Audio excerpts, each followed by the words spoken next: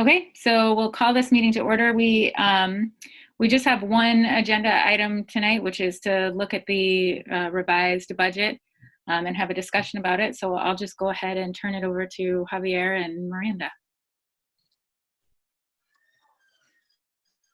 I will go ahead and share my screen. Okay. Yeah. Thank you, Anna. So as Anna said, today we are looking to bring back a new budget proposal. So consider this the second edition of our FY21 superintendent's budget. So this has changed, and we will walk through all of that. But what we're trying to achieve today, our goals for tonight are to align on our budget timeline and basically walk through the evolution of our budget to date. Do you want to go ahead to the next slide, Miranda, please? So just talk about the evolution of this current budget, so how we got from where we were on March 10th to where we are today, and some of that you've seen. We had a conversation back in mid-April about some of these potential changes, and so we'll walk through all of that today. And then the main purpose of the meeting today, from my perspective, is to really develop a strategy for how to operationalize the budget that we need.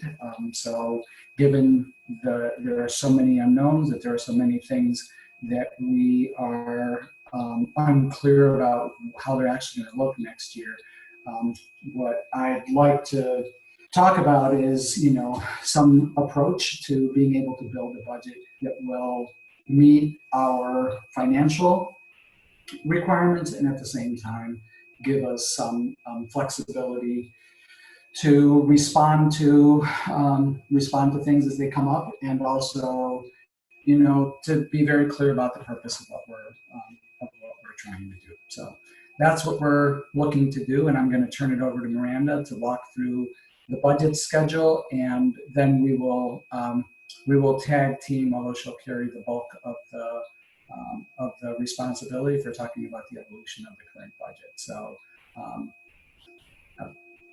Any questions about the goals before we move on? Sorry, not about the goals, Javier, but I'm wondering, I'm surprised that there are no attendees in this meeting. Is that something that's expected? Are folks live streaming this, or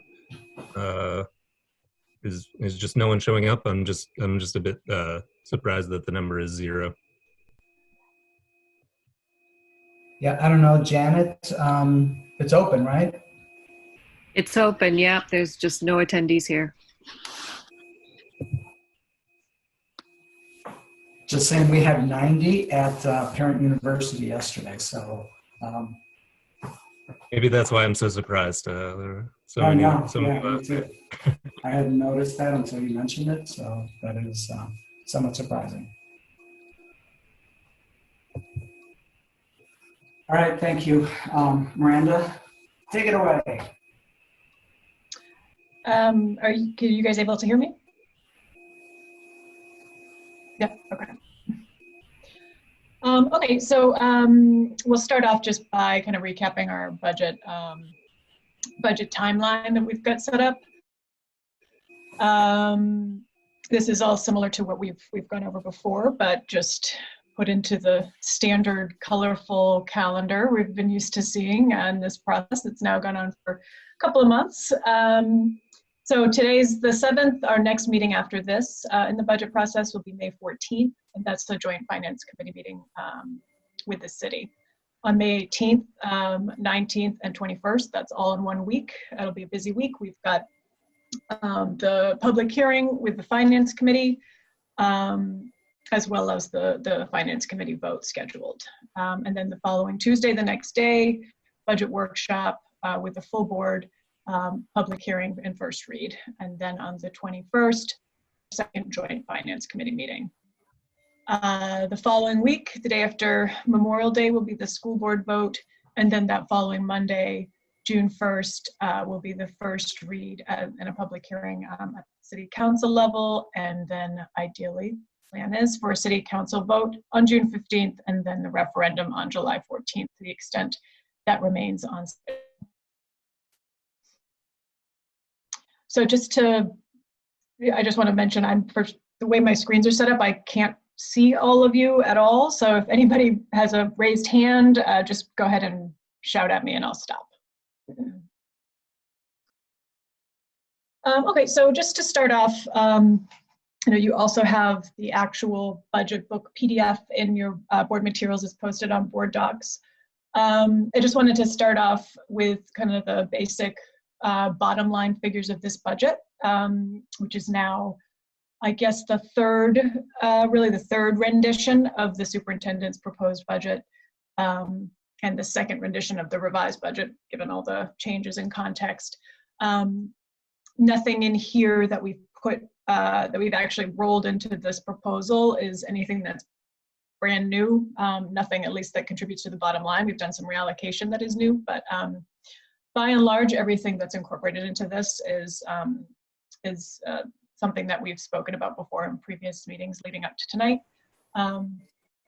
So Miranda, just to start can you pause for a second? I just got a text from Aaron Janet saying that when he went to the site, that it says host has another meeting going on. So that could be why there's nobody here.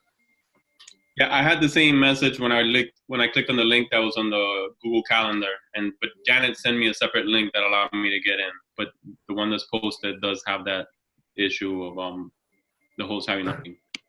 All right, I'll check that out. Thank you. Sorry, Miranda. That's okay. Should we wait or No, continue? Okay.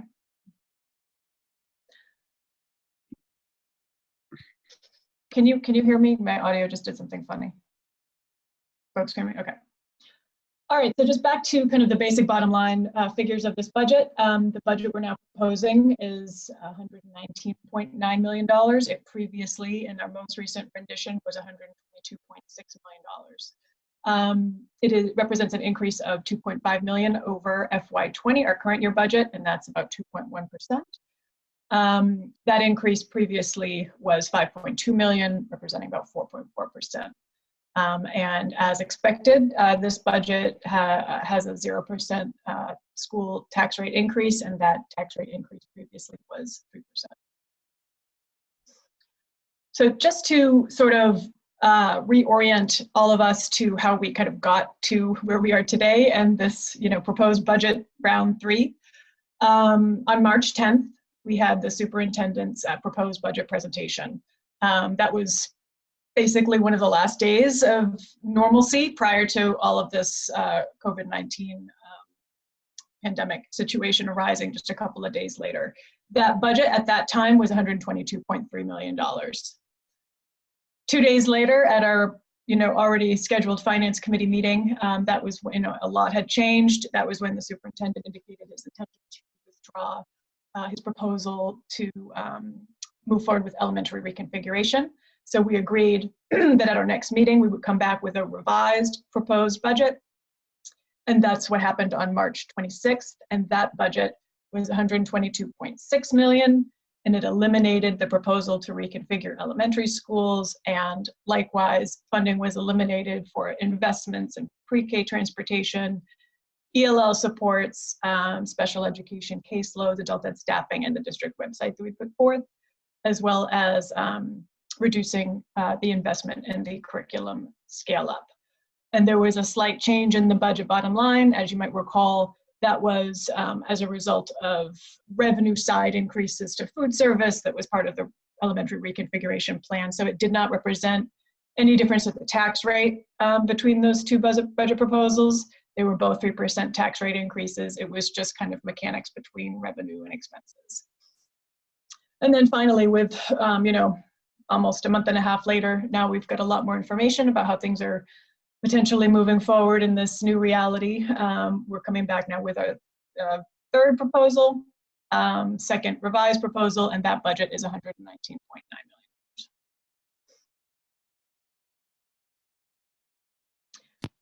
So really, I just wanted to go over first what's new in this revision.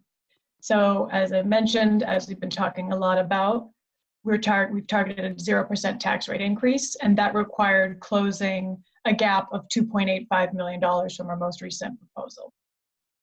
The most significant way we are able to do that is to roll in our expectation of CARES funding from the federal government. So I had hoped that by tonight we would actually know what our allocation is, but that has been delayed at the well, I don't want to say at the state level. They're just trying to figure it out, and they're working with kind of some conflicting guidance from the feds at this point on what amount will or will not be allocated to private schools out of the CARES funding, and so that's really just delaying the projections.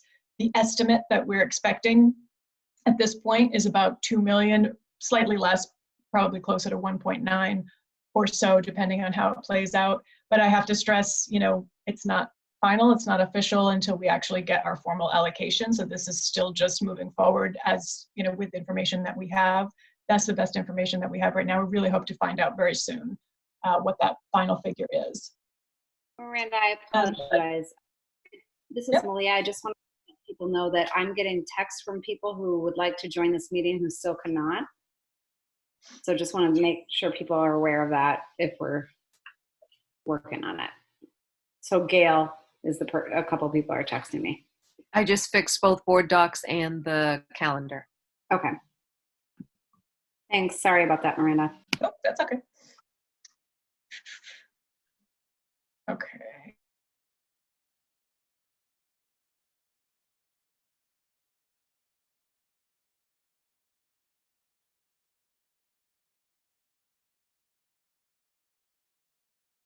We got the 0% increase to our health and dental insurance rates. Can folks hear me? I've just got a notification that my internet connection was unstable. Am I coming through clearly? You froze up while going through that second bullet, so I think that, you know, you made the point of the CARES funding, and then you froze up for a minute. So maybe I think we're good, but you could probably just go through the third bullet again. Okay.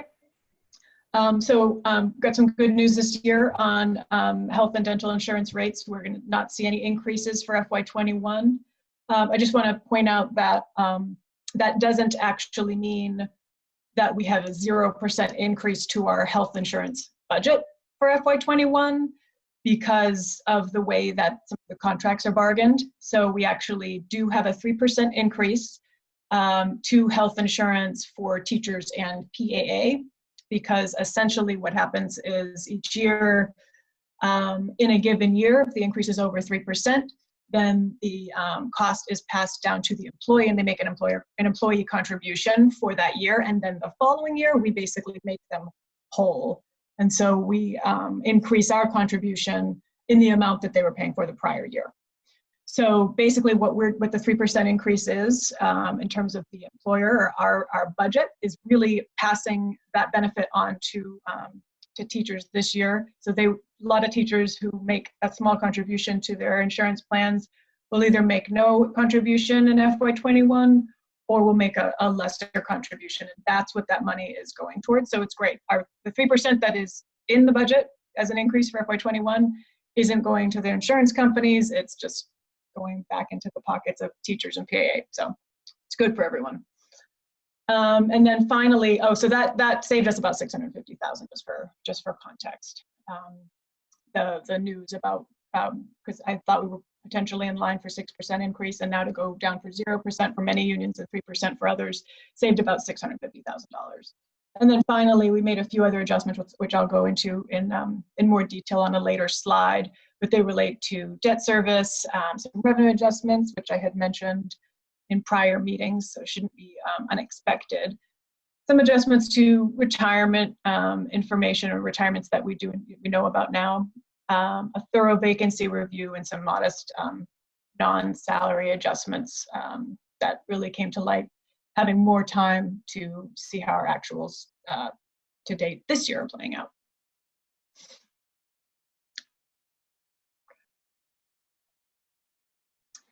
So just to go back to kind of remind everybody what, you know, is in this budget and what is not in this budget. So this is resource reductions. Nothing on this slide is new. All of this was in actually not only the March 26th budget, but also the March 10th budget.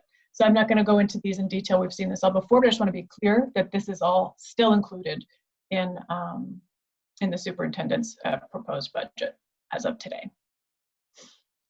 And similar on this slide, most of these investments were on March 10th and March 26th.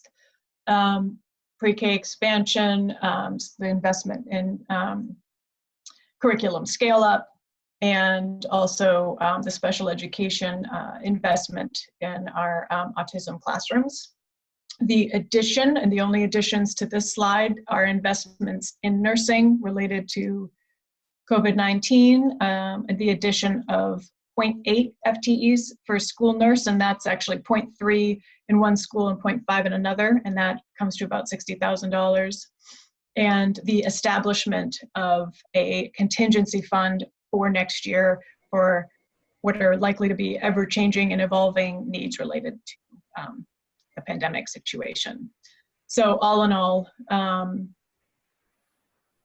I'm wondering if I actually increased that figure, but yeah, all in all, about $1 million. And now I'm going to move to Javier first for a moment, and then I'll come back. He's going to talk a little bit more about what is in that contingency fund and what our expectations are. I think the main thing that I wanted you to understand, you just heard Miranda talk about the fact that we have established a contingency fund. And when we do the summary, we'll talk about where the money comes to support that contingency fund. But again, this is consistent with that goal that I outlined at the beginning of having a flexible budget that allows us to do some of the things that we don't quite understand today we will need to do, but we are fairly certain that there are going to be additional costs associated with being able to do them. So we laid out some of the things that we know and some of the things that we expect we will need to address over the course of the year. So, you know, first is some additional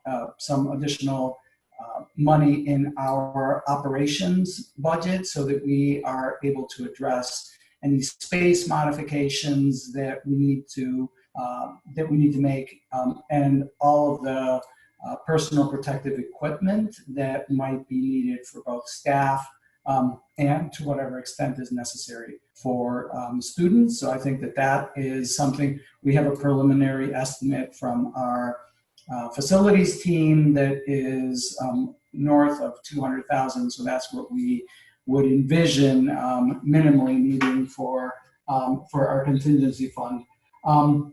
We know that we will have variations on extended day and extended year and targeted supports for students. So we have, you know, an amount that we project in there of 165,000 that we would need for that purpose.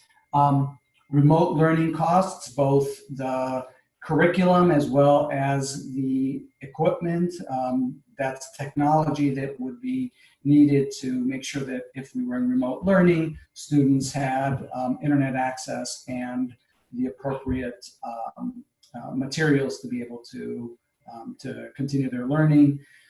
And then, you know, one of the things if you recall at our last Finance Committee meeting, when we talked about some of the areas where we are overspending from what we had budgeted, is some additional time for our parent community specialists to do extended family engagement in this new context. And so that could potentially be something that we would need to continue. And we don't know what they will be, but there will be HR related expenses around unemployment, leave coverage, and things along those lines.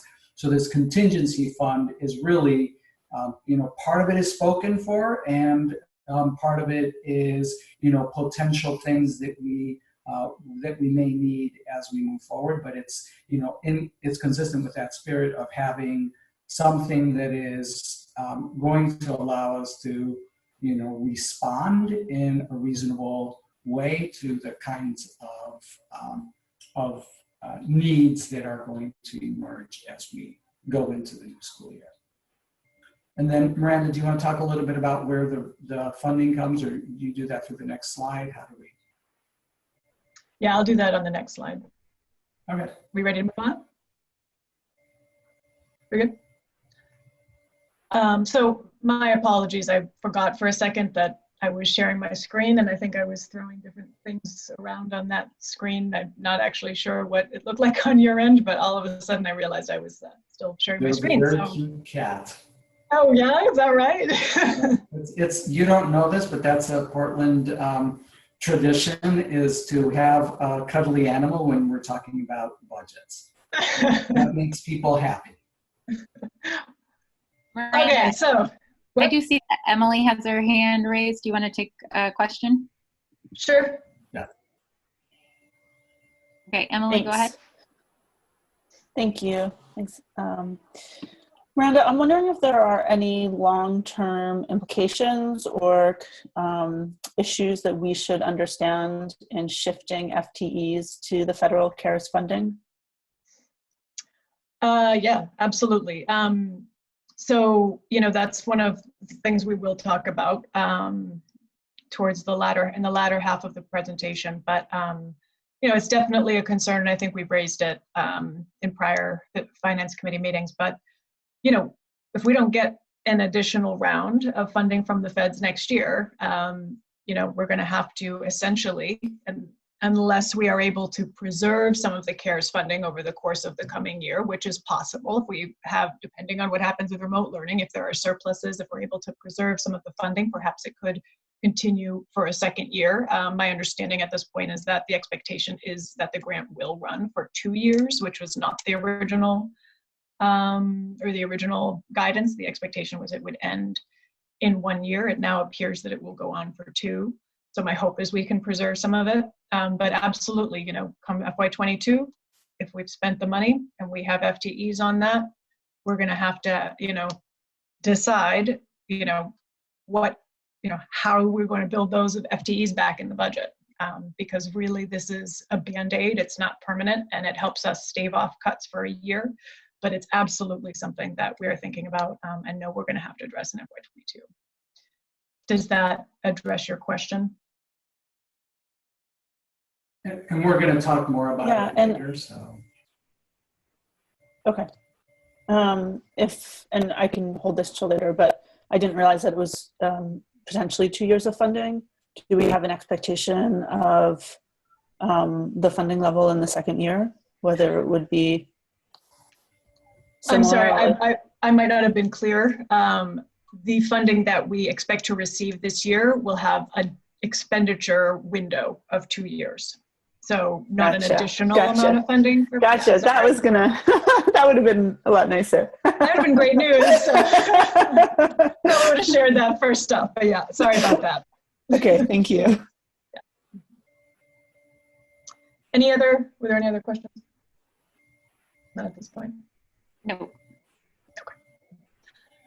Okay, so this slide basically shows you it summarizes the changes for how we got from the March 26th budget to the budget that the superintendent is proposing today on May 7th. So we've touched on a lot of them, but this is the details and the figures behind them. So first off, the benefits costs adjustments, which I mentioned, saved us about $650,000.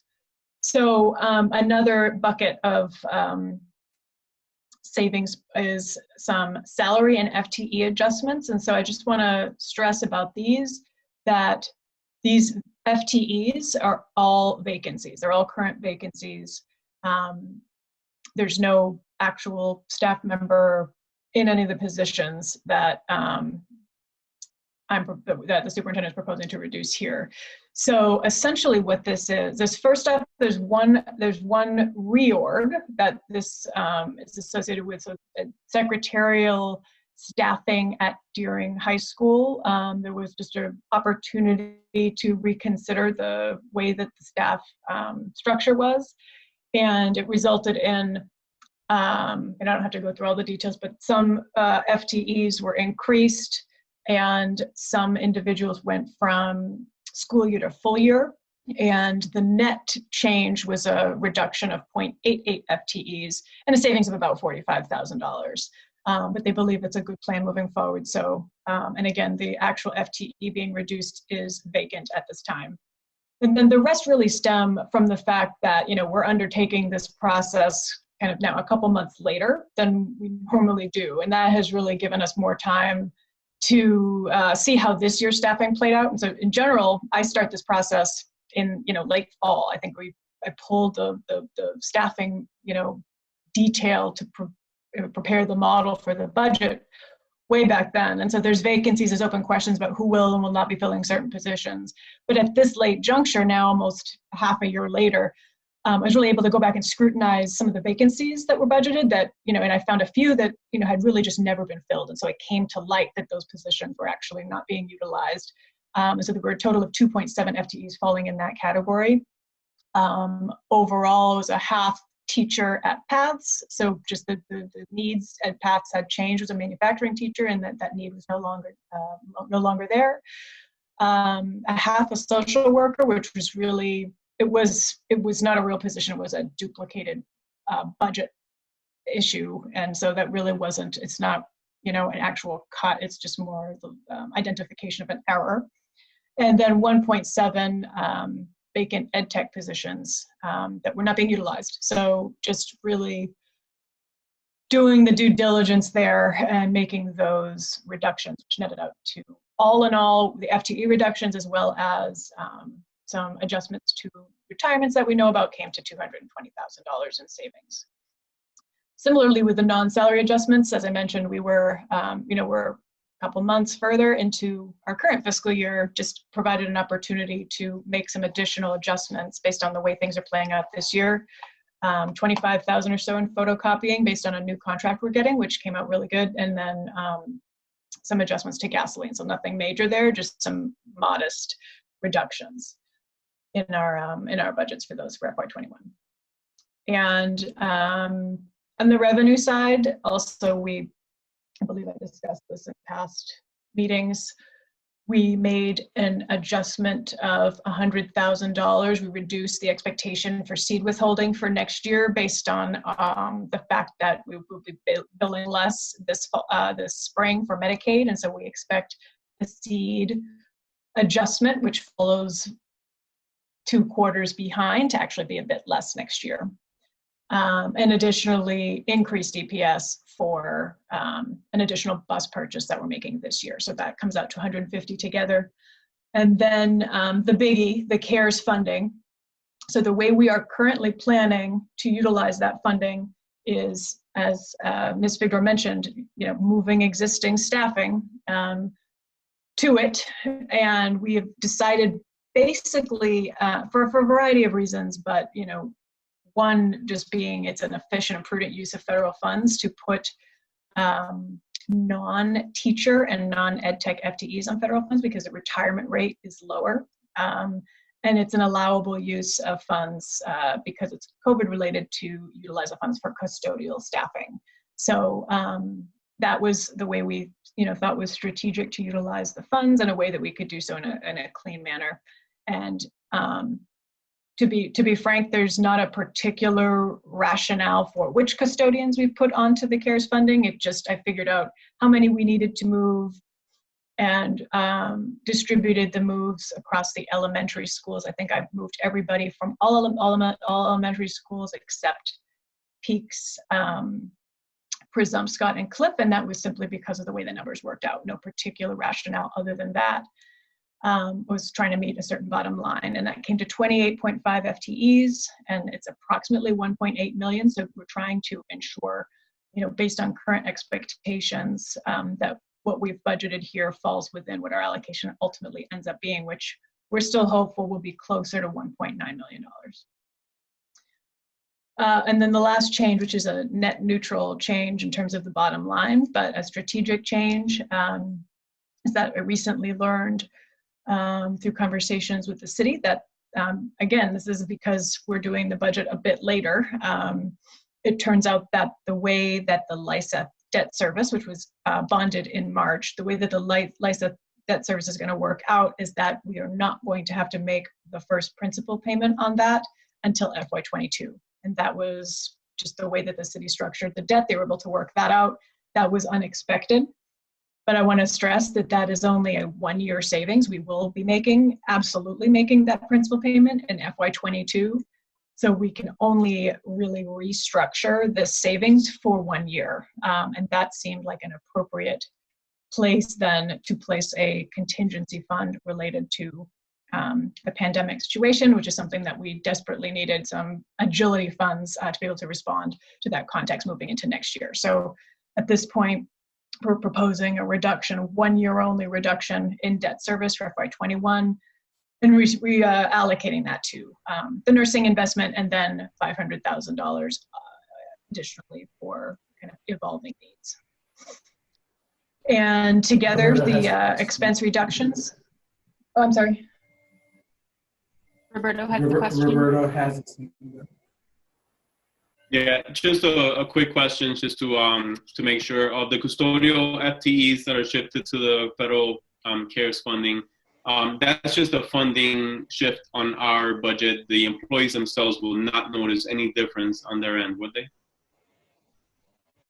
That is correct. All right, good. I just wanted to make sure of that. Yeah, they won't.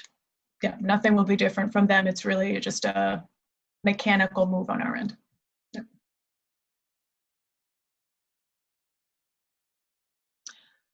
Yeah. So just the last bit on this with the expense reductions, and yep.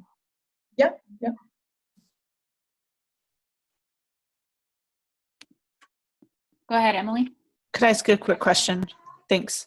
And I'm sorry if you already addressed this, but can you explain how the 0.8 FTE additional school nurse would be deployed? I mean, Yeah, right. it makes lots of intuitive sense, but it would be helpful to describe the thinking. And sorry, I did earlier. I don't think I did actually, and I don't know if others on the call might be able to speak to more of the specifics, but I can tell you it's intended for 0.3 increase. I think it's 0.3 at LISEP and 0.5 at peaks, but I'm not sure if it might be that some of that is still in discussion. No, I think that's that, Superintendent. Yeah, that's correct. That's a 0.3 increase that brings the FTE at LISEP to a full FTE, and then there's 0.5, so that gives us a half-time nurse at peaks.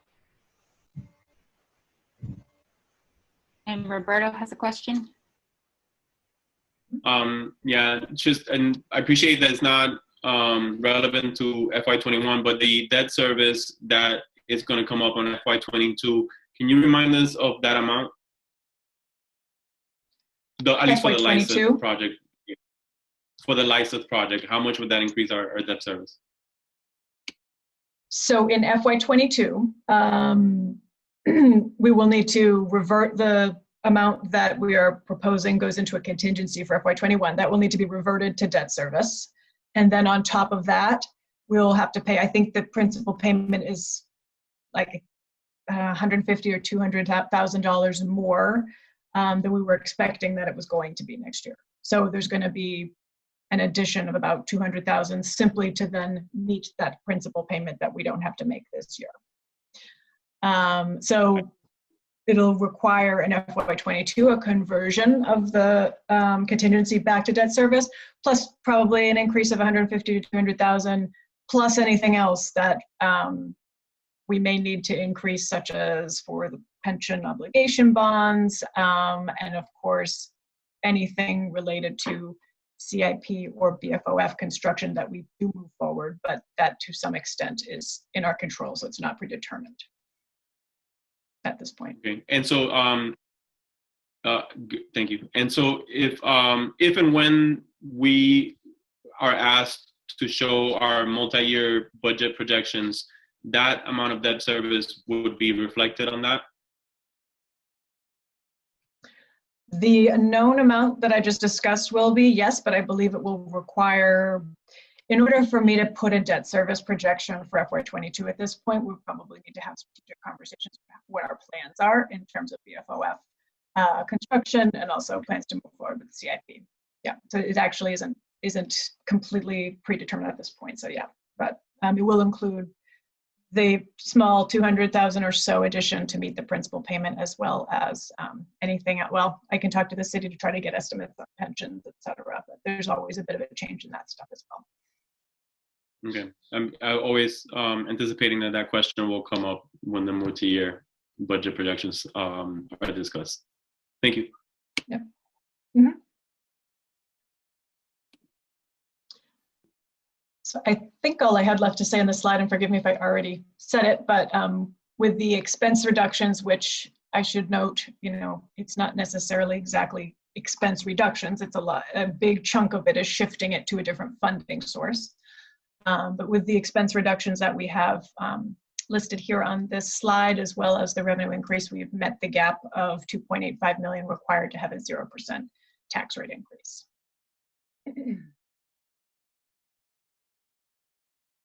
Okay, so any questions before we move on to the next segment of the presentation? So again, if you go back to the goals, that we wanted to walk you through the calendar and how we got to this this budget that is my proposed budget. And so this next piece is really about trying to set a purpose for what we will likely need for our budget going forward. So I think that that's going to be grounded from my perspective in the Portland Promise and addressing the types of supports that we need to put in place for us to be able to continue to move forward with this. So what we're going to do is we're going to talk about some of the investments that we would recommend putting in place, and then we will also talk about some of the ways that we would propose funding it. I want to be very clear that the budget that I am proposing, the one that you just saw, is the budget that gets us to a 0% increase. So all of these things that we're going to be talking about next are things that, from my perspective, we could put into the budget, but we would need to find some reduction that would allow us to actually do those things. So that's the key that I need you to understand as we're coming forward with this budget. It is a 0% increase. And then these next slides are going to be talking about some of the things which will be very familiar to you that we believe we would need to put in place to be able to mitigate those gaps. So Miranda, if you can move on to the next slide for me, please. When we met, I believe it was in our April meeting with the Finance Committee, the Finance Committee asked us, given where we are with the school closure, knowing what our achievement gaps already are, and knowing that those gaps are likely to be growing as we move forward, what are some of the things that you think that need to be in place in order to be able to mitigate those gaps? And so that's what we're going to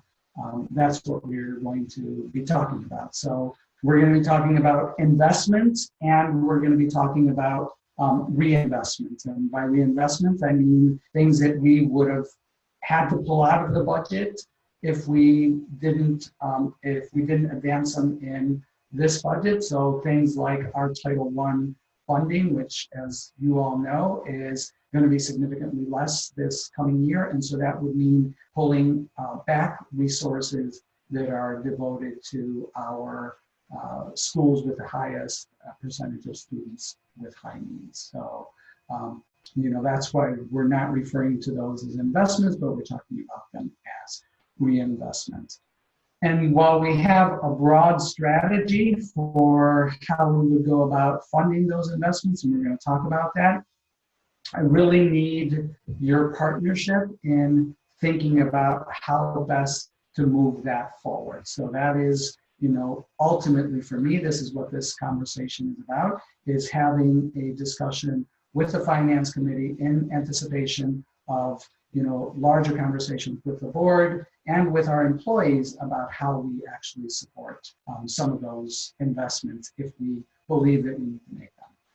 So moving on, Miranda.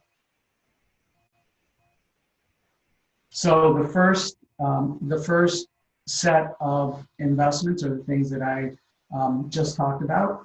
So if you recall, when we pulled back the elementary reconfiguration, we knew that we were going to have to make some reductions at our schools that had the highest percentage of free and reduced lunch students. The way that the elementary reconfiguration works with that is that it changed the percentage of students who were free and reduced lunch. And so, we were lowering that. And while we were going to still lose those dollars, we felt that there were ways that could be mitigated by virtue of changing the demographics in the schools. That not being the case, then we have about a $650,000 gap in our Title I funding. And so what we're proposing as part of mitigating those gaps is figuring out a way to pay to reinstate those. And so that's a reinvestment in that particular focus on schools with high percentages of free and reduced lunch students.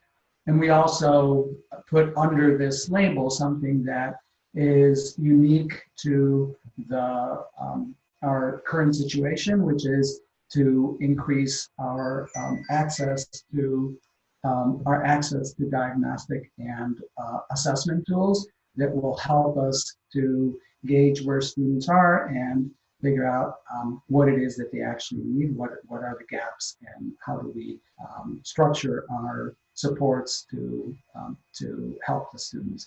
So this was a part of our original budget back in early March. So this is something that you are seeing again in our present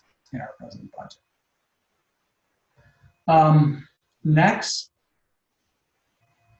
we are proposing to make investments in ELL support. So this goes back to the multiple conversations that we had over the fall and winter about our LAU plan and the investments that would support advancing our work there.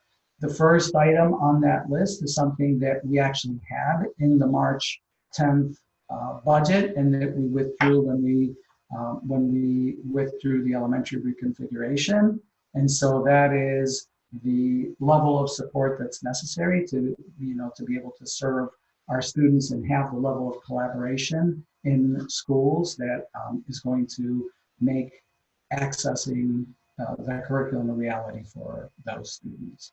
And then the next two things were in our presentation about the LAU plan, but we brought those back now. And if you recall, we had talked about playing this into a multiple years to be able to get all of the things that we need to do around our LAU plan. And what we decided to do at that time with secondary SLIFE and with our dually identified special ed and ELL students was to push those into FY22. But as we look now at what are the the areas of highest need, one of those that we are struggling the most with is being able to reach our intensive English language students. So the students who are new to the country, the students that have the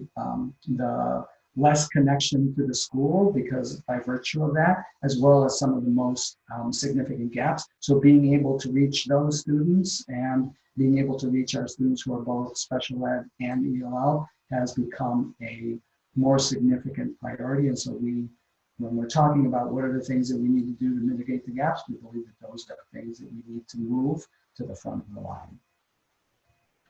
The next slide talks about some of the special education potential investments that we had in our original March 10th budget and that we withdrew. And so we're bringing those back. And those are the types of supports that are going to allow us to make sure that we're doing the diagnostic testing, understanding where our students are, as well as supporting their therapeutic needs. And the 0.5 resource feature, if you recall, was where we looked and came up with a formula for how to actually staff, and we found that we needed, in that whole analysis, there was going to be significant shifts from building to building, but we needed an additional half FTE, and so this would realize that. So it's a total of 1.5 FTE that we would be adding to accomplish that.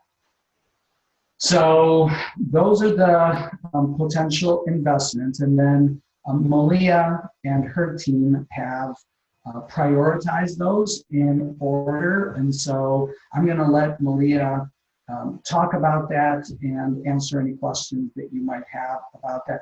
I do want to point out that we've added something that you did not see in those previous slides, and that's the website. So that's the, at the bottom of that list. But the reason that we brought that back is because one of the lessons that we've learned throughout this process is that our ability to communicate with our community is significantly hampered by our current web presence. And so you saw the work that we did to create the FAQs for the community, to create the teacher website, but we're doing that sort of off the grid of our regular website. And so that's not a sustainable way of improving our communication. So this is something that we feel is a priority for us now, and we would love to have the resources to be able to do that. So I'm gonna, Malia, is there anything you wanna say about the way that these are prioritized? Javier, I have to be completely honest. I'm having a little bit of a home life things going on. I mostly heard what you said, and I think it all makes sense. So perhaps I would be best positioned to answer questions. But I do think that the first priority that's listed here was something that felt clear and obvious to all of us, which is that when we think about our achievement gap and then we think about mitigating the widening gaps, it feels critical that we don't take over $600,000 of resources for our high poverty schools out of them at this moment in time. So that just feels extremely compelling and important to everybody, and there's strong consensus there, along with the fact that in order to advance the work we're doing around core instruction, the entire strategy rests on this idea of instructional coaching. So I'd say that, I feel like, Javier, you spoke well to this life and the other Lau plan investments. They felt urgent and critical before. They feel all the more urgent and important right now. And yeah, happy to answer any questions folks have, and apologize for the slight distraction. Thank you, Malia. Okay, are there any questions so far before we move into the how we would potentially pay for that? See, Emily's hand is raised. Emily? I guess I'd love to hear the thinking around the fully fund the curriculum scale up, and clearly the needs are great in the other areas, but how, given that this is towards the end of the priority list, can we move forward with the curriculum scale up without the diagnostic and other pieces? So I'm interested in understanding that better. Yeah, I mean, I think that we can move forward with the illustrative math and phonics components of the curriculum scale-up, which we've talked with you all about before. This amount is related to assessment and diagnostic tools, some of which were in the original total, which we had deprioritized for the short term, and some of which we're thinking are newly elevated in terms of being able to understand when we come back in the fall where students are at and try to get our arms around the extent to which we have learning loss. So, you know, that's why that lives there in terms of why it's not front and center, because the diagnostic piece seems pretty critical. It's just, I mean, it's a matter of prioritization and yeah. So that's why it's there. Emily, I don't know if Javier, you want to say anything else about that piece? No, I think that sums it up. I think that all of these things are important and none of these things are currently in the budget. So I do think that it's important to recognize that, you know, right now, none of these are in our budget. And so we're going to talk about ways in which we would be able to do that. And that's our, you know, sort of our next order of business. But that particular one obviously is one that, you know, we feel a stronger need for that. And it's actually a slightly different investment than what we had originally articulated, which was more about building an assessment strategy. And this is really about having the types of formative assessments that are going to enable us to be able to be more precise in identifying what students need. Emily? I wanted to raise one issue with the items in this the items in this chart, which is I don't think that it's accurate to characterize preserving the title investments as a potential investment. That given that essentially we're making, not essentially, what we would be doing is replacing federal funds that are no longer available to us with local funding. So it's seeing forward current resources that we have. So I don't think it belongs in this chart characterized in this way. If we don't add it to the budget, it's a loss from what we have now. So I would like to see it characterized more accurately. So we characterize it as preserving those investments.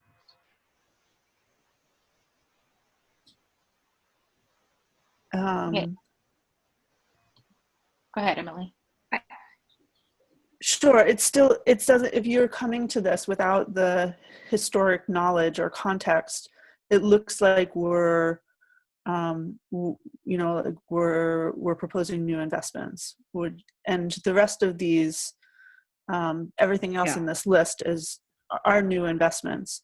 So it's not consistent with what else is in the list. I see how you thread the needle. I think it would be more clear to pull it out and characterize it a different way. I would just say, Emily, I appreciate that you're naming that as distinct, because I think we had a long conversation about what you're saying, which is this is different in that this doesn't add to our current reality. This retains the resources we have. So you're totally correct, and appreciate the fact that you recognize this as that. Which is this doesn't add to what we're able to accomplish. This just makes sure we're not losing those resources. So I don't know. I don't know what we want to do about the framing of it, but I just wanted to acknowledge that, yeah, we batted that around a little because of its distinction from the other new investments, which you're kind of pointing out. And I think, you know, it's a good point to make, that other people understand that, that we're trying not to cut out poverty schools. And we're open to better ways of framing it. We, as Malia said, we batted this around quite a bit, and that's why you saw investments and reinvestments in the previous slide, and that's why we've characterized this one as preserving, not making new investments. So maybe it's preserving services at the at high poverty schools, but I think that's the intent of that, and the fact that it was elevated to the top of the list is our recognition that in this moment in particular, it is something that we would prioritize bringing back. Yeah, maybe something like closing the gap left by the loss of federal funds. I mean, that to me makes a clear distinction. Anyway, I definitely don't need to get to that level of detail. But just, again, and I agree 100% with what Malia is saying, is the title and preserving the title investments is wholly different than everything else in this chart. Okay, Roberto?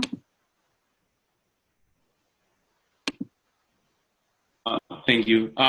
Just two quick things. Number one, just to acknowledge that I agree with Ms. Figdor in the way that the preserving the Title I investments, the way that looks in our presentation.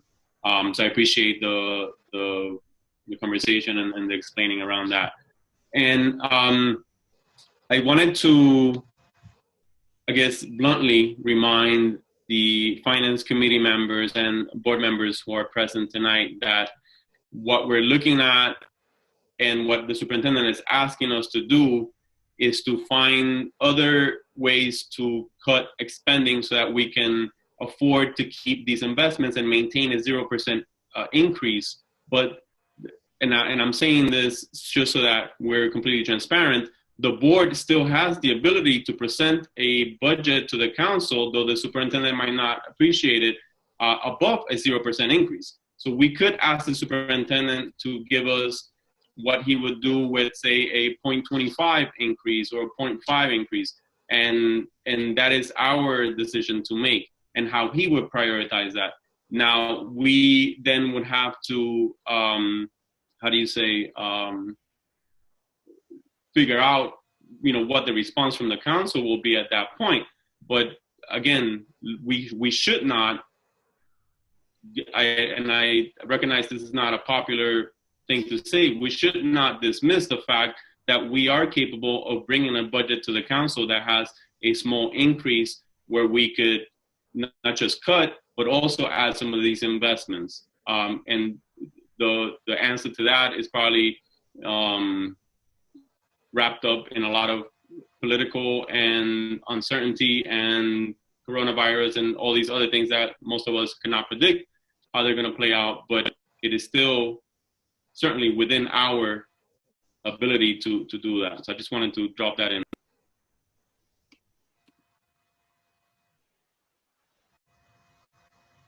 Great.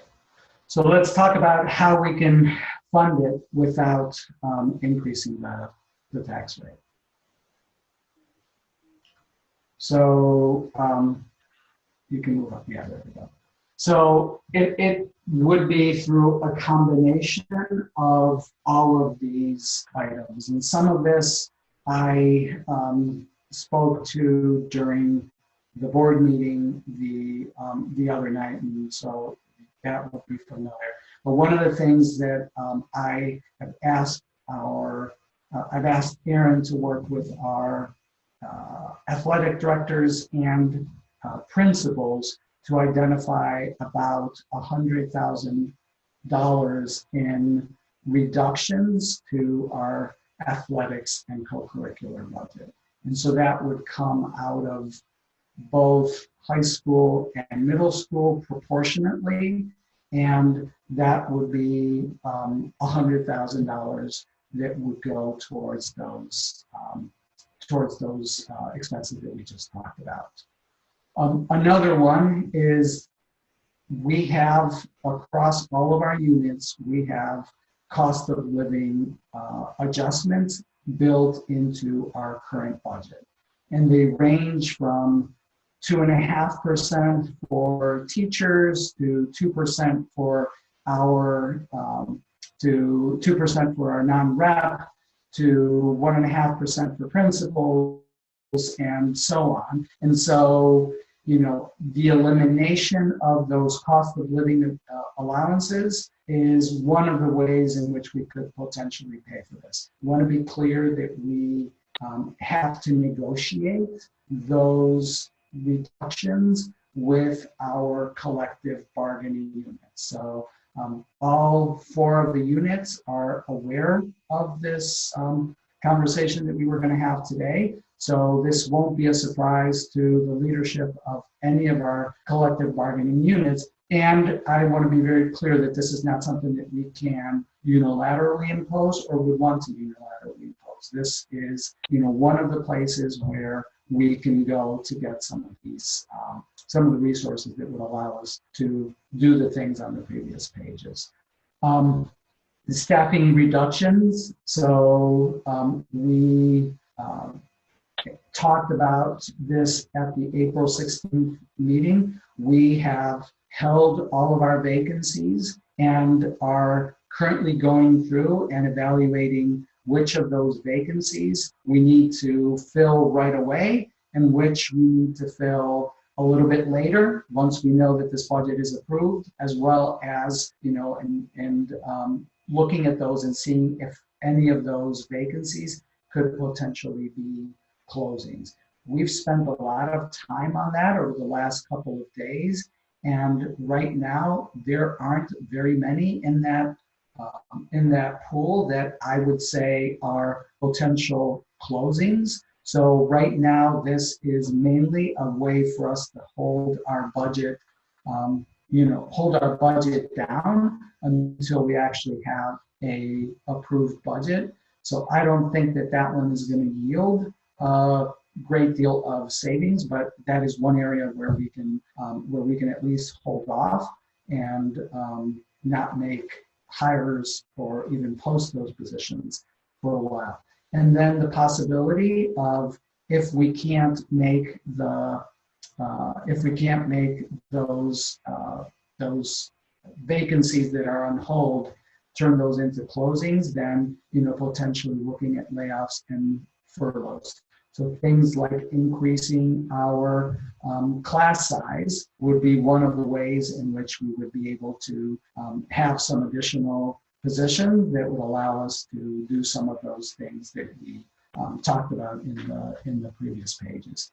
And then this is the one that we talked about briefly at the board meeting, and this works with all of the others in conjunction. As circumstances arise over the course of next year, we need to go into this budget with an understanding that there are things that we don't know today that are going to happen, in August, they're going to happen in, September, and that, we need to reserve the ability to go and do the things that we need to do to operate efficiently. So an example of that would be to eliminate our our fall sports if there is or the stipends associated with that, the costs associated beyond stipends, if we were in a position to not have fall sports because of remote learning. So if that season were canceled, to not have the stipends. Or, we talked about some other examples of this. If we're not transporting any students, if we're, because students are learning remotely, if we are, feeding fewer students and things along those lines, we need to have the ability to make reductions that will then offset some of the things that you see on that page. So for example, if you needed fewer transportation workers, then we could potentially reinstate some of the cost of living allowances as a way of doing that.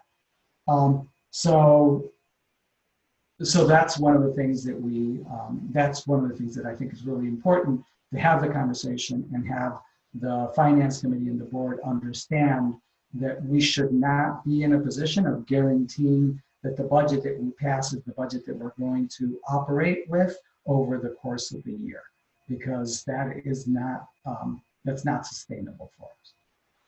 So those are some of the areas. I do want to just go back to the cost of living allowance. I do want to point out that for all of our collective bargaining units, this does not eliminate their step increases. So this, while this could be a reduction to,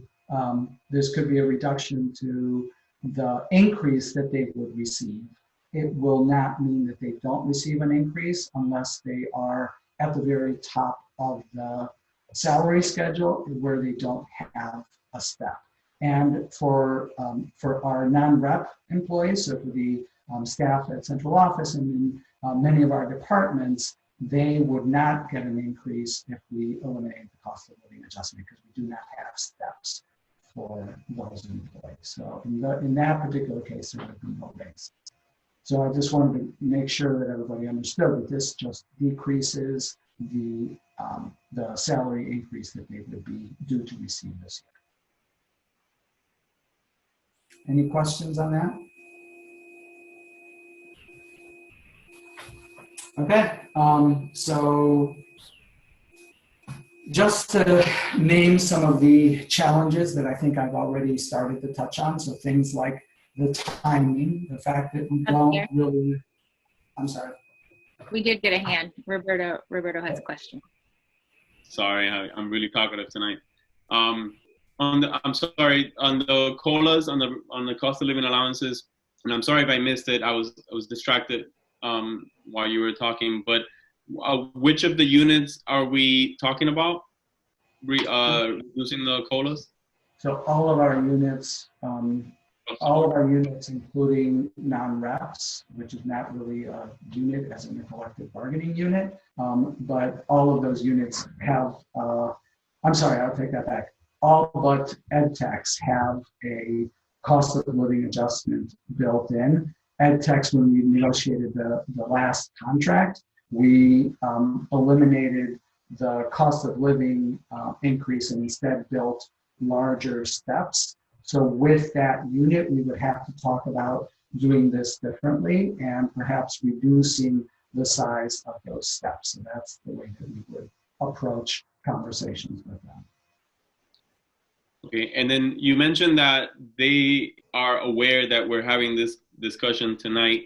I guess, should the board feel that that's a viable option for cost savings, what would you need from us to hold those conversations with them? Or would it be just something that you and the leadership team does without the board necessarily being an active participant? I've never been part of that's any really that's today's conversation. I don't have an answer. I don't have an answer for you. This really boils down to, do we build these things into the budget or not? Because without a way to pay for them, we don't have the ability to put any of those things into our current budget. So we need to make a decision that we're going to put it into the budget, and then we're going to use any and all of those potential ways of getting us there. And that's how we would need to approach it. So that's really the next part of this conversation that I want to have with you. Okay, we appreciate that. So just very quickly on some of this, the timing issues, not knowing, sort of to this last point, not having, certainty around whether we actually are able to, where and with what source would we be able to fund some of these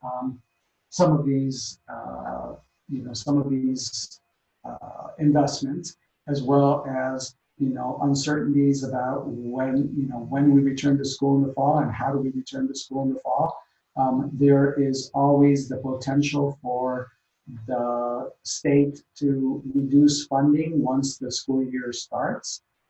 I spoke to Representative Brennan today, and he reiterated what he had said to me the last time we talked, but again, he does not have a crystal ball and does not know what the revenue projections are going to be. He feels comfortable with the state's position because of the rainy day fund and some of the additional resources that are available. But that potential is always out there, and so and we talked about earlier, and we can talk a little bit more now about the FY22 budget implications and the potential for, if we're using all of our care money in this year, what does that mean next year, and so on. And Miranda, I know you wanted to say something about this.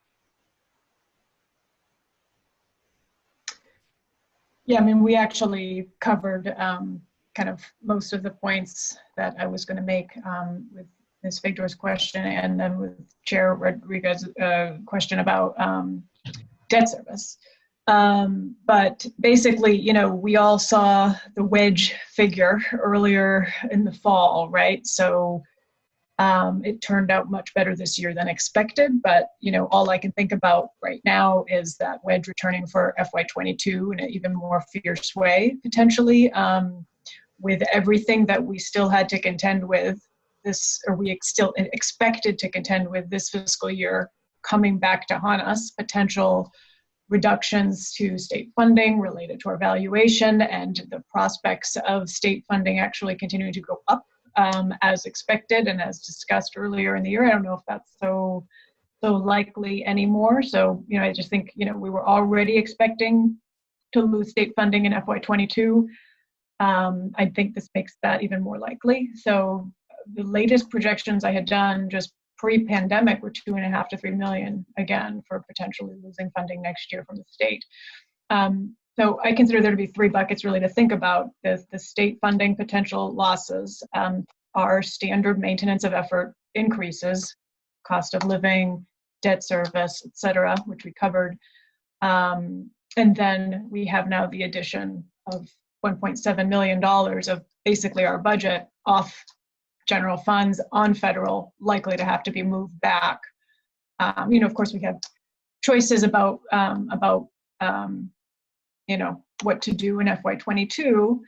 But I do want to be clear for anyone that's listening, there's no reason that, custodians are more or less likely to be cut in FY22 by virtue of their being on the federal funds. It's any choice in FY22 is completely irrespective. It's a completely strategic move in terms of what to put on the federal funds. I don't want anyone out there to think there's any more risk to custodians because of that specific decision. But nonetheless, so the expectation would be move back, everything that we've got on that back into the general fund budget. That's another 1.7 million added to the wedge. So, we could be looking at $8, $9, $10 million, wedge. There's going to have to be a lot of decision making to deal with that situation in FY22 if that's how it turns out. Emily? I wanted to make sure people knew or had seen the news tonight that House Democrats in Congress are about to release the next stimulus package and will move forward to passing it. The centerpiece of that bill is a $1 trillion coronavirus aid for state and local governments. While that's just one branch of government, even Donald Trump has indicated that he is supportive of providing state and local governments some relief. So I just caution us from seeing this, and of course, like there's a lot more to, it's just one piece of, it's just at one moment in the process. But I would caution us from seeing our budget in a static political environment. The economic ramifications across the country for state and local governments are so dire. And I think that we should continue to focus on what our students need and being responsible, being fiscally responsible about our actions in this moment, but really act from the standpoint of what our students, especially after a winter and spring of remote learning, need in order to catch up and to do as this budget is titled, which is about reducing the opportunity gaps. Adam? Yeah, thank you. I'm sitting here with a few pieces of information, and I'm going to put them out a little bit imperfectly with a question at the end. So the first is knowing that how teaching and learning is happening right now in our virtual plan is hard, and it's unsustainable on many fronts. We're losing ground on our equity goal, and that COVID-19 isn't going away anytime soon. The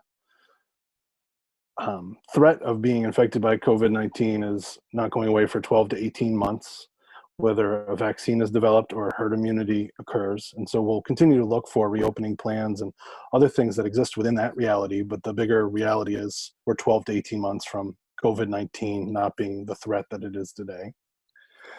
And within that, we're all looking for this certainty of like, when can we do this? When can we do that? And we're not going to get it. We're in, and we're going to continue being in this era of uncertainty. So how that relates to here, and like, how do we fund transformation of how we do teaching and learning to best meet our students' needs, per what Emily just said?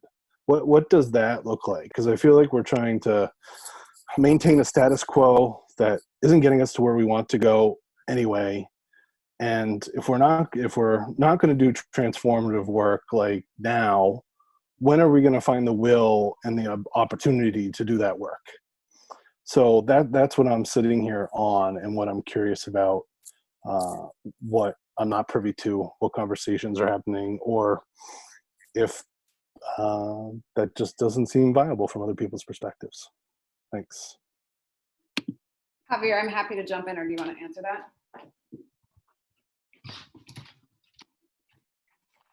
Javier? I'd be happy to let you take a stab at it.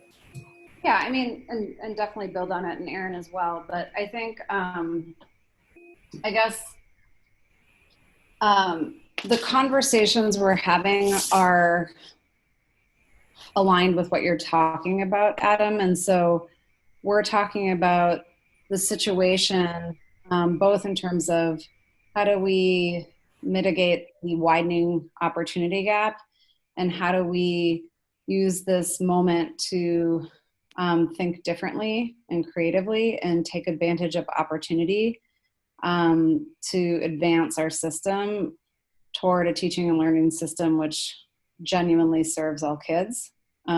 So I guess, one, I would just say you should know that that is the orientation and nature of conversation we're having. And where we see short-term opportunity to think differently about the way the institution is designed, we're trying to make incremental moves. So the concept that in our schedule, we would take the 5th day or the 2 weeks and think flexibly about the schedule of school in a way that is oriented toward serving the kids for whom school needs to be more. You know, we're taking those are not necessarily the biggest, boldest moves, but we're thinking in that way. We're actually launching tomorrow, but we've been just planning a design team who's going to be thinking about the fall. And Aaron is kind of the person, along with myself, facilitating and leading that. And we're pulling in Kippy Smith, who's a consultant who comes with training and design and kind of the design theory. And so the entire way we're approaching this is through a whole design process. for thinking differently in a more innovative way. And that's her expertise and background. And we've asked her because that's the way she orients to facilitation around developing solutions for the future. So that's not giving you like, so there's this and this and that thing, but just want you to know that that is very much the explicit and intentional way we're going about the planning process. And so as that evolves, it will be awesome to be, working with you all to share the thinking that's coming out of that, and to continue to get other perspectives. Part of the first phase in this process is, and Erin, you should jump in on this, I think Kippy's calling them empathy interviews. And so we're really trying to start with primary source data, where we're talking with parents, families, students, and teachers about their experiences. So that's front and center in the way we're going about the design process. Our design question is focused around equity and how do we design a system in the fall that is going to really help the kids who are furthest behind achieve high standards. So anyway, others can say things about that, but when you made that comment, Adam, I think that resonates because that's very much the way I think our leadership team is orienting and thinking about how do we move forward in this uncertainty and take advantage of opportunities to really think outside of the box around how we develop a system that serves all students effectively. If I could, Javier, I'd offer a couple of specific things about kind of the planning process, that connect to your question, Adam, which is one of the primary design principle that everything's centered around is equity, and the framing is decisions are made and resources allocated to prioritize the most marginalized students. And the design challenge that we're going after is this state that you name of like this 12 to 18 months where we're kind of in, out, what does that look like? And how would we get the students furthest from opportunity to be successful in that moment? And so that is the kind of primary design challenge we're going to work through, because we feel like through that, we'll be able to extrapolate to other, to all the other kind of dimensions of the issue. But if we can get clear about that, that would be a big success. And I think from the resource perspective, in terms it comes to this, there are all of the existing resources. And so there is a question about just like, how do we reorganize the existing resources of, human and so forth that we have already baked into our 122 million. And I think that's the role that, what's being proposed in terms of some of the contingency pieces and so forth, to be able to adapt and be agile. That's another one of our design principles, is agility over the course of the year. So we don't build a plan that we're like locked into and we have no way of adapting when the scenario changes in December next year. And so I would just say that some of these pieces here are to be able to enable some of that flexibility to have us be successful with those challenges. I don't know, Adam, do you have a follow-up or want to probe on anything before I just, I want to add one last thing to that. You can add, and then I'll share back a little bit. Yeah, thanks. So I think the FY22 budget implications, we talked about the things that we need to worry about in terms of less state funding and having to move some things that we are putting onto the budget, through the CARES funding. I think it's important to also remember that part of what we agreed to what I proposed when I withdrew the elementary reconfiguration was to continue that conversation over the course of this coming year as a way to fundamentally rethink some of how we are currently structured. And in that same vein, we talked about the fact that we have been working towards a different way of allocating resources to our high school, so our high school staffing formulas. And also, we need to take a look at how can we maintain some of the some of the structures that we value at the middle school, but do that in a way that reallocates resources from the way that they're currently spent to supporting some of these other investments. So, you asked the question, how do you fund this? I think you fund it through looking fundamentally at what we're currently doing and looking at ways to redirect some of those resources towards some of the new investments. The centerpiece of everything that we proposed in the March 10th budget and in these unfunded investments is equity. It's, breaking the patterns of the institution. And so, I'm really proud of the fact that we have made that front and center what we drive to in our budget this year and in future years. So, I am not 100% sure how to fund it, other than to say that we've got to look at the existing resources and figure out what it is that we can redirect to support these activities.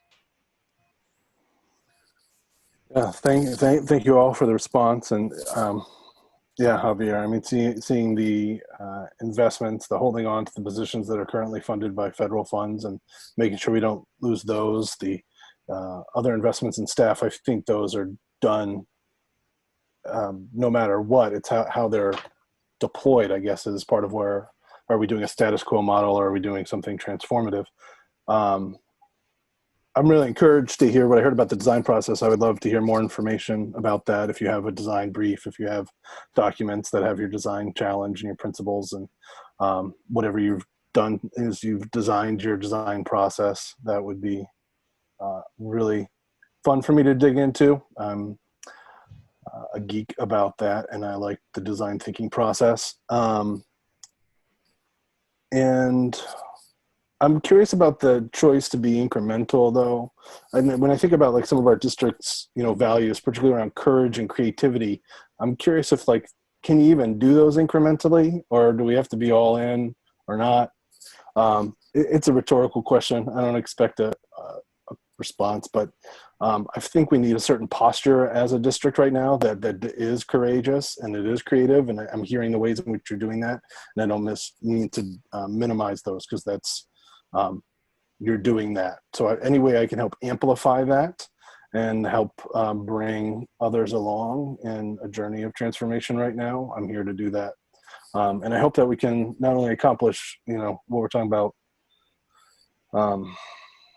some of the things I'm hearing, the language I'm hearing, but I hope we can figure out how to make our schools pro-Black and pro-queer and, decolonize them and do all that other work too that's essential to doing the work around equity and making progress in our measurable goals that we're after here.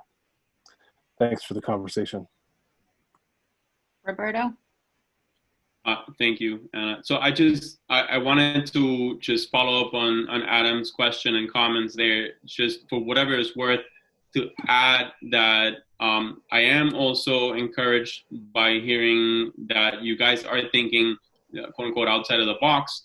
And that I agree with what Adam said, that if there ever was a time to do some transformative work and to rethink the way that we do things, this is the moment.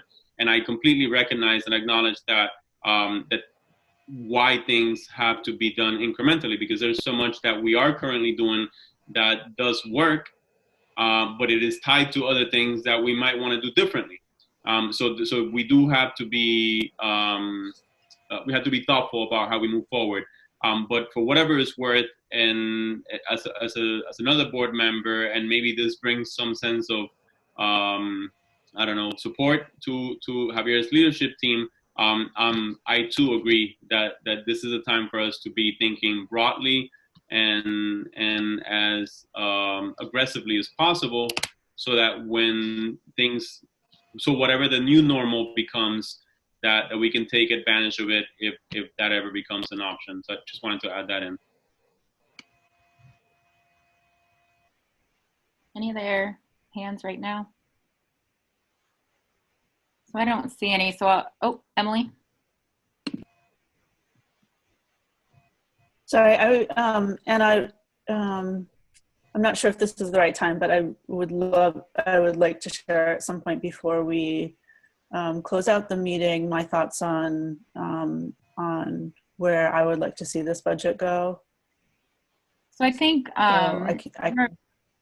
we're at the end of the presentation here, right? We don't have any more slides. Okay. So I think, I think Javier is looking for guidance and direction for next steps. So I don't know, Javier, if you want to preface that and then we can let Emily share her thoughts, or. No, I think that's exactly right. I think the challenge for us is, knowing that we want to do the things that we just laid out, knowing that we also want to be able to bring a tax neutral budget to the council. I need some guidance, and we offered some suggestions around ways in which we can achieve that. I need some guidance. I need some conversation with the board about what you would like to see next, because our next conversation is with the city's finance committee, and then we're coming back to you with, the budget with or without these items in it. And we need to figure out, because that will be the last chance for the finance committee before it goes to the board for a first read. So Emily, go ahead. I'm certainly open to and want to hear other committee members and board members' thoughts. But as a starting point, I would want to see the title funds back in the underlying budget, with the reasoning being that otherwise we are talking about pulling extensive resources out of our highest poverty schools. And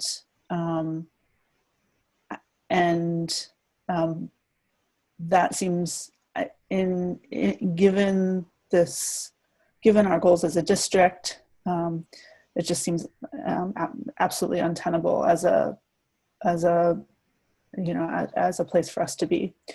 I would propose covering a portion, albeit a small portion of it, by eliminating the 2 SRO positions. We've had extensive conversations about the lack of the value that SROs may or may not play, the lack of clarity around their role. I think as the policy committee had been intending to greatly clarify the role of the SRO, and as you clarify that role, the SRO has less and less of a job description, and when you weigh that next to the basic needs we have in terms of support staff, I think that now is the time to go forward and eliminate those 2 positions. So that would bring us to just about 0.5% increase as a starting point for this budget. I'd like to see us make the other investments as well, and we could, I'm open to looking at the strategies that Miranda and the superintendent laid out for closing that further budget gap. But I do think that as a starting point, we can't cut those title funds from our high poverty schools. That's just, again, seems like an absolutely untenable place for us to be. So just so that I'm 100% clear on what you're suggesting, you're not suggesting that we build that in and then remove something else. You're suggesting that we build that in over the current proposed budget. Right, so it ends up, and I know this is not consistent, Javier, with your intention, but this ends up with us proposing about a 0.5% increase, a very, very modest increase. And that increase is essentially enabling us to maintain the status quo, which is not anywhere what we need and inconsistent with the title of your budget. But at least we're not seeing this significant loss, hundreds of thousands, almost $250,000 of loss in our highest poverty schools.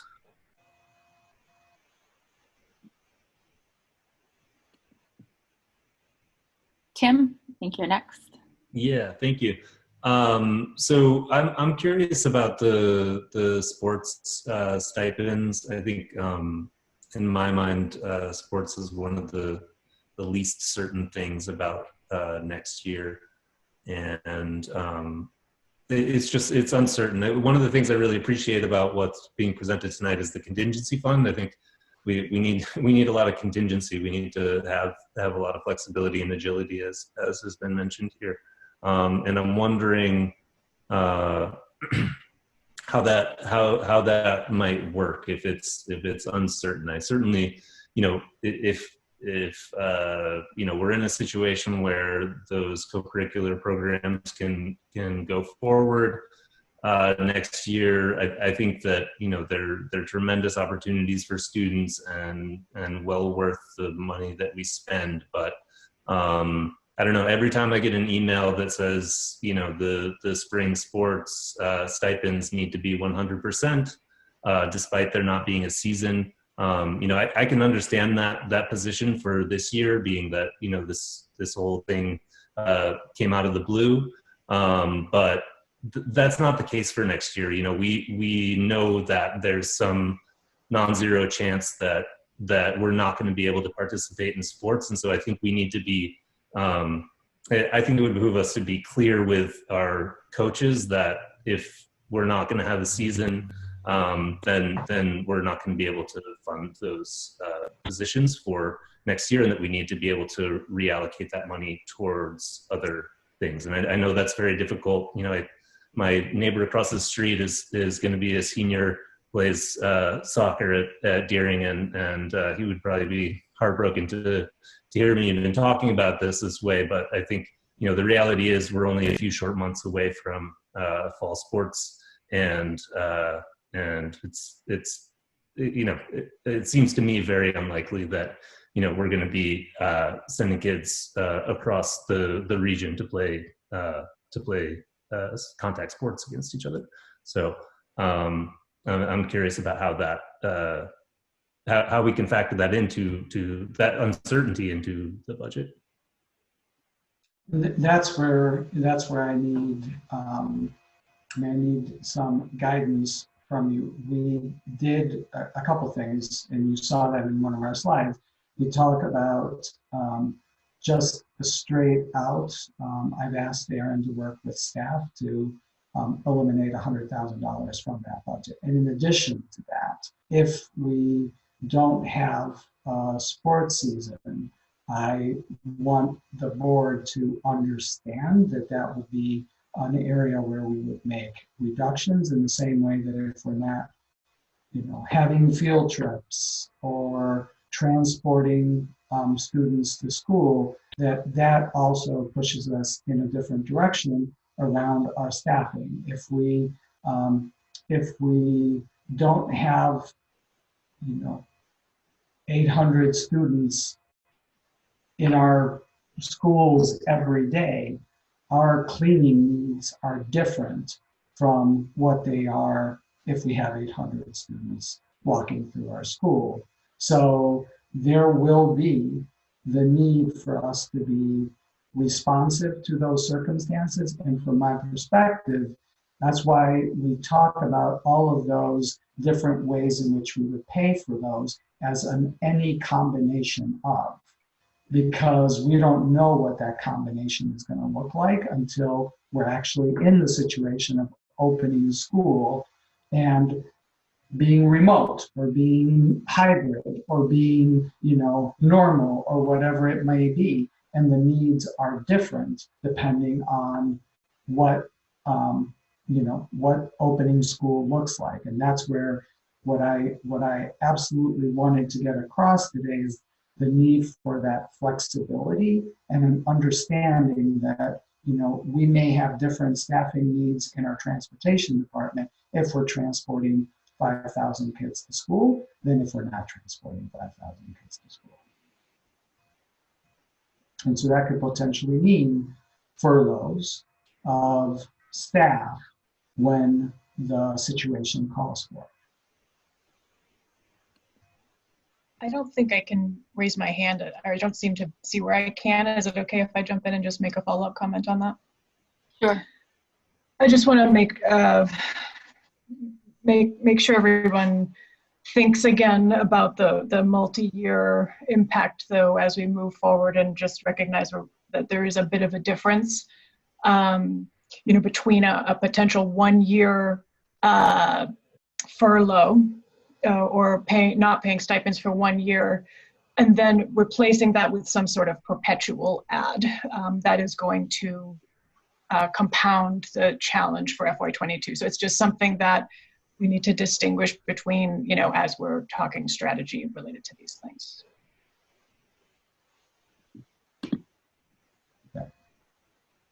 Mark, I have you next.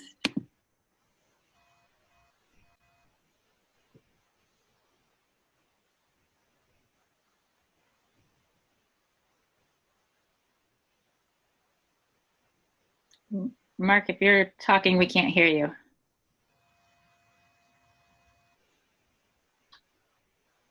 How's this? Can you hear me? Yes. Okay, awesome.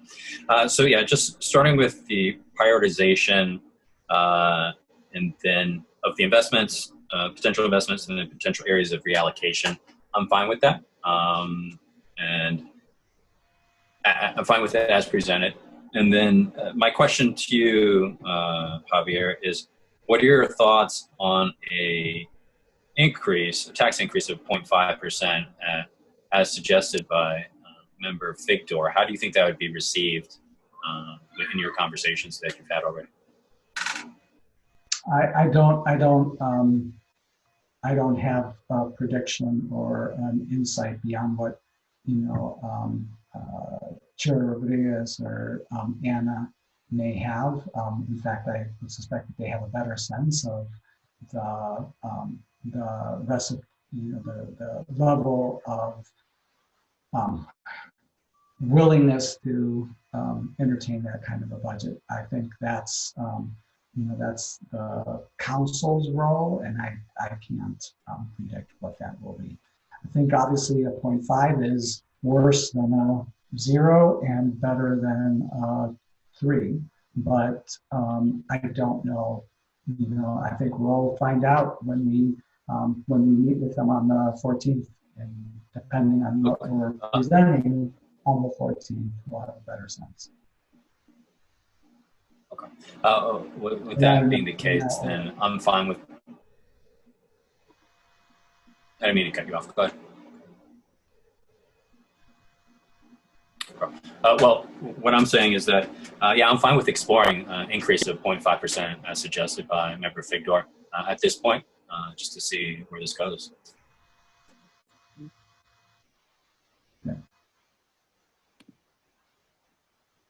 Okay, so unless anyone else has anything right now, I guess I can add kind of my thoughts. Oh, Roberto, I see you have your hand up. Go ahead, Roberto. Yeah, I just wanted, excuse me, just real quickly to say, just for our sake, so that we know what a 0.5% increase, if we can have a look at the way that you would prioritize. Let's say, for example, we come in with a 0% increase to the council and they still ask us to go below that. What would you do with a 0.5 decrease, like below 0%? And then also on what we're talking about right now, where would you go with a 0.5 increase? Just so that we can explore both ends of the 0% budget that you brought up today. My sense is that I'll leave it at that. I won't talk about what my expectations are from the council, but clearly they're dealing with the same level of uncertainty that we are. So I think looking at both sides of our options, it's important, And I think it arms us appropriately when we have that conversations with them. I'd rather walk back something than show up with something that's not meeting the board's expectations for next year's budget.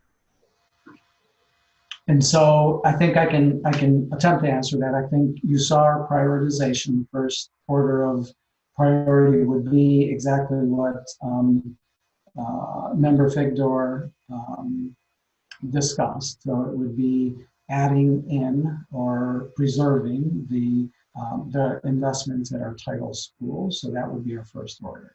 And so that is roughly 0.5%, right? So, so that would be our first order. If we went in the opposite direction, I would bring you back to that combination of ways in which we would pay for it as the way that I would attempt to first do that.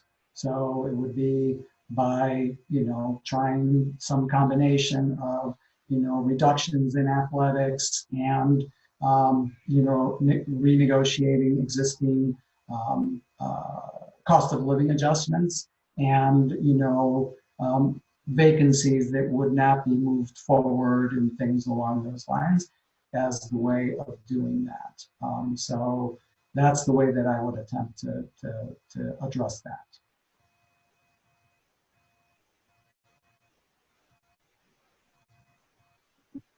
Thank you, appreciate it. And Miranda, So am I right on the numbers?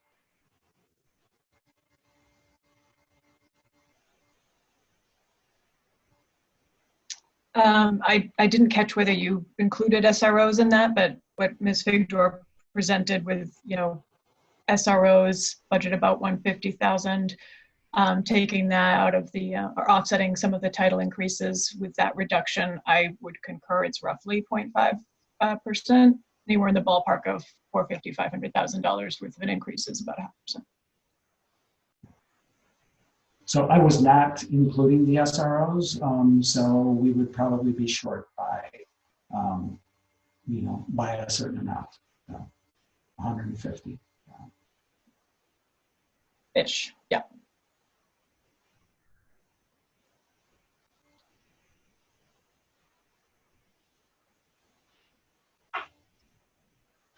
So for my thoughts, first of all, I appreciate the, Emily has a, go ahead, Emily. Sorry, I just wanted to confirm there, I was confused by that last comment. The SROs are in the underlying budget, right, as it stands now? Yes, okay, thank you. Anybody else?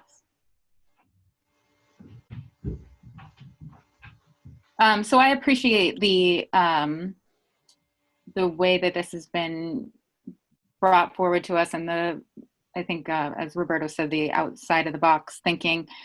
I'm fine with any of those considerations that you've outlined. I don't know. Have you priced them out to the extent that you have any idea how much of a how much they would cover of the list of priorities that haven't made it into the budget? I'm sorry, the what would cover it? The proposed additional offset reductions. So, I mean, it would need to be somewhere in the neighborhood of $1.5 million to be able to cover all of those. There's a slide that, that shows that. And so any combination of those other components would need to add up to $1.5 million to be able to do all of them. So to, 100,000 in athletics, gets us 100,000 into that. And, so overall our cost of living adjustments, I believe are in the range of 1.6 million or something along those lines for all of our units. We have about, right now, I think after the last conversation, Barb helped me with this, I think we're holding about 1.2 $3 million in vacancies at this point that we are either looking for additional information or think we can hold off on. So that's to just sort of contextualize it. And then the sort of the unknown in this is, you know, if we were in a situation where we didn't need to do fall sports, or couldn't do fall sports now, didn't need to do, couldn't do fall sports, or if we didn't need our entire transportation, our current transportation staffing, and we were to furlough some of our drivers, that would potentially, you know, whatever that is, will be used to offset that amount. And so, are you kind of proposing that if we arrived ultimately at a 0% tax increase budget, that you would like the flexibility to be able to explore those options within that framework as we progress into the year?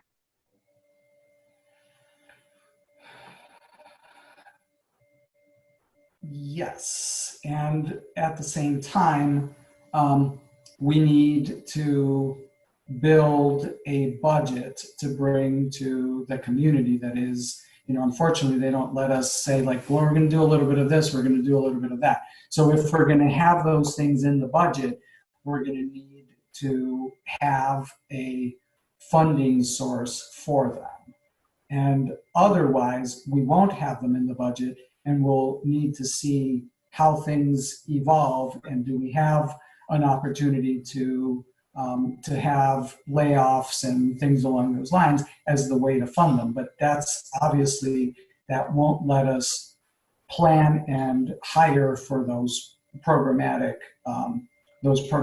investments. So, you know, we would need to, and frankly, we won't have the ability to, you know, to engage with the associations around that in time for the, you know, for the budget. So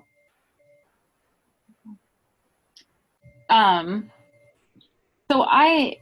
mean, just my 2 cents with this, I am acutely aware of the gravity of the recession that we're facing right now. You know, unemployment currently is about to surpass the Great Depression. So, you know, we're very quickly headed into perhaps the worst recession ever in the history of the country. And, you know, I talked to the chair of the City Finance Committee earlier today, actually, and, you know, the cruise ship revenue is down over $2 million. The airport revenue is down 95%. In the news, I think just yesterday, the state found out that their budget is down $2.5 billion, which is like 20% of the state budget. So, you know, you know, as Javier, you pointed out earlier, I think we really don't know whether we're going to be able to even rely on what we're budgeting for state revenue. And, you know, that's not to advocate for, you know, for asking for less than we think we need to support our budget. It's just to say that we're facing totally unprecedented times, and I think we need to be prepared for what we're going to face in the upcoming months and year. I think that, you know, if we go to the council with a 0.5% increase, it's pretty close to zero. It's a good faith starting point, I think. My sense is that, you know, I mean, the city, for example, had to furlough 370 employees and possibly will have to furlough more just to get through this fiscal year. And those are financial challenges that we're not facing on our side. And I have a feeling that the revenue picture going into next year's budget is going to be similar. The city's going to be hit harder, I think, than the school budget. And there may be a perception that, you know, we kind of have it easy. And so that is to say that what we're looking at right now is not necessarily a worst case scenario as we go through negotiations with the council, I think. So I think it's important to be prudent and to stay as close to a 0% increase as we can. And I think that, you know, what you've presented does that. But I agree also that preserving especially the Title I funding is, you know, that would be a huge loss. So, you know, if there's anything we can do to offset that and get that back into the budget, I would be supportive of that. I think, you know, in a time like this, when you're overseeing an organization and you're in the worst fiscal crisis you may ever see, you know, you have to kind of circle your wagons around the core of your work. And so, to me, the core of our work is educating students to be prepared young adults. And to whatever extent we need to look at our budget to make reallocations so that we can continue to do that, I'm supportive of that in this circumstance.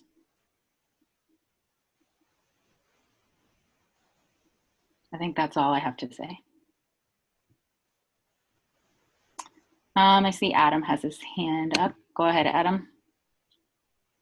Thank you, and thanks for making those points. That's very poignant. Per the circling the wagons, I was wondering what we've learned our food services needs as we've in this format of doing food service. Do we know what it would take to feed more people than we're feeding right now moving forward? In either circumstance of, you know, in building or out of building, that's on my mind. And then I just have a question. Miranda, is the presentation you screen shared the same one that we have access to in board docs? And if not, can we have the one you screen shared? Please and thank you. I think it's basically the same, but what I'll do is I'll swap it out with the absolute latest in board docs so that it'll be the same if you want to grab it from there. Thank you.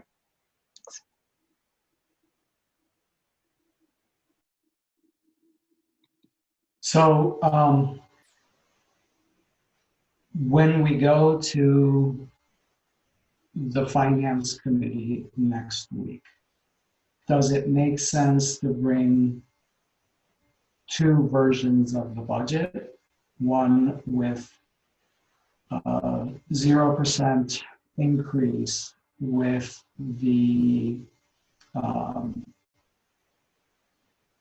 title funds in it, and an assumption that we would get the roughly $650,000 in savings out of the multiple sources that we talked about, and another one with a $500,000 with a 0.5% increase with the title funds in it, and with the remainder being offset from those other sources. Roberto, did you want to try to answer that? I do, but I wanted to, if any of the finance committee members wanted to speak, I'm willing to let them speak ahead of me. But if I don't see any other hands raised, I'll take a shot at it. Yes, Javier, I personally think that we come in with both iterations, both a 0% and a 5% and a 0.5% increase. Yes, do not come in with a 5% increase, as a 0.5% increase. And I think part of the messaging behind that really needs to be twofold. Number one is that students through the entire spectrum, pre-K through 12, are dealing with the consequences of coronavirus in a very unique way compared to the rest of society. Neither worse or better off, but in a unique way. And so the way that we look at making cuts or investing in education in this current landscape is different than the way that we look at the way that the economy is being affected. And that we're talking about not just Portland students, but an entire generation of students. So we need to be, I think, as a school board, and I recognize that this is not politically, how do you say, savvy, but I think that as a school board, we really need to be strong advocates towards that messaging, that students and teachers, and certainly our leadership team, are being affected by this virus in a very unique way. I'm thinking, just in this Zoom meeting, I'm thinking of Miranda, who has had to, over the last few months, come up with about 5 different iterations of this budget, simply because things have had to change so much, and not just like small little details, but like significant pieces of this budget have had to change so much. So what we're looking at today is just so different from what we're even thinking about, last fall when we first put our cost savings strategy team together. So again, we as a school board should probably be looking at the unique ways that our students are being affected by the current circumstances and be strong advocates for this generation of students. So I even if politically it doesn't pan out that way, I do think that we need to speak to that reality with our colleagues over at the city. And if we end up at a 0%, so be it. That might end up being the responsible thing to do. But I think that we certainly should be acknowledging that students through the entire spectrum, pre-K through 12, are being affected in a very unique way under these current circumstances. So I would strongly encourage us to ask the superintendent to come in with both iterations of a 0% and a 0.5% increase to the budget, and then figure out what the council's direction is after that. That's all. And in both of those scenarios, the title investments are back in. I'm sorry? And in both of those scenarios, the title investments are back in.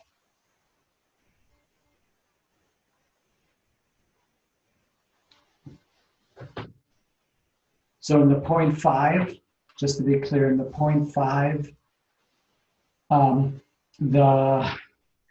about $500,000 is achieved by that 0.5, and the difference between that and what we need to be able to continue those supports at the schools with high poverty is offset from a number of sources. So athletic reductions and things along those lines. In the other scenario, in the 0% scenario, there's no additional revenue coming in. So that offset is coming from those multiple sources. Yeah, right. I get what you're saying, that we would still need to figure out how we're going to cover a 0 or a 0.5% increase. Yeah, and if that's the case, then in a 0.5% increase, if the board decides to, in a 0.5% increase, I think that the board can have a conversation about the SRO's positions. That's $130,000, and then maybe a certain percentage of the COLAs could be discussed to cover the rest, which would not impact probably across the board on our units. But I think we need to leave that door open for the board to have that conversation, even if it's in a very narrow timeline. But to shut it close today before we meet with the city just doesn't seem like the right thing to do. Again, given the reality of what our students and our teachers are facing today. So that's really the spirit of what I was trying to get across with my comment, that it's important that we let not just the city council know, but the community know, which I'm assuming they already have a good idea, that education and students are being impacted by this in a really unique way. And yeah, I don't want to just kind of beat a dead horse with it, but I think that's the spirit with which I am approaching this from this moment forward. Okay, I have Emily and then Mark. I guess I'm of mixed minds in bringing forward two options to the city's finance committee. Having worked with the city's finance committee, I am quite sure that they will,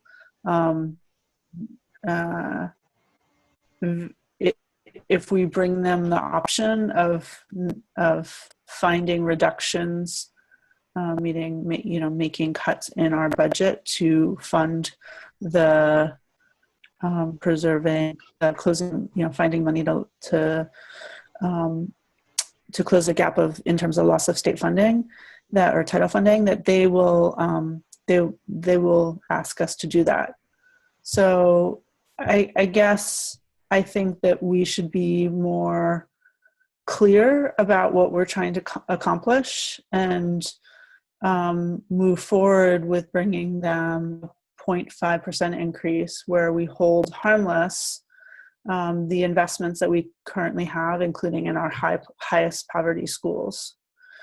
And then the second point I wanted to make in terms of the potential areas for reallocation, Javier, I think when you went through the staffing reductions point, I think you might have mentioned, and I'm sorry if I misheard this, but I think you might have mentioned a potential for increasing class size.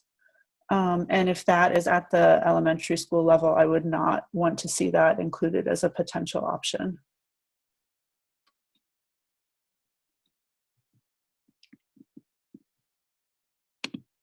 Okay, Mark? Yes, just want to follow up on the potential areas of reallocation. I just want to make it clear my position. In the areas of reallocation, I do not support cutting the SROs, although I do support proposing a budget at 0.5% increase.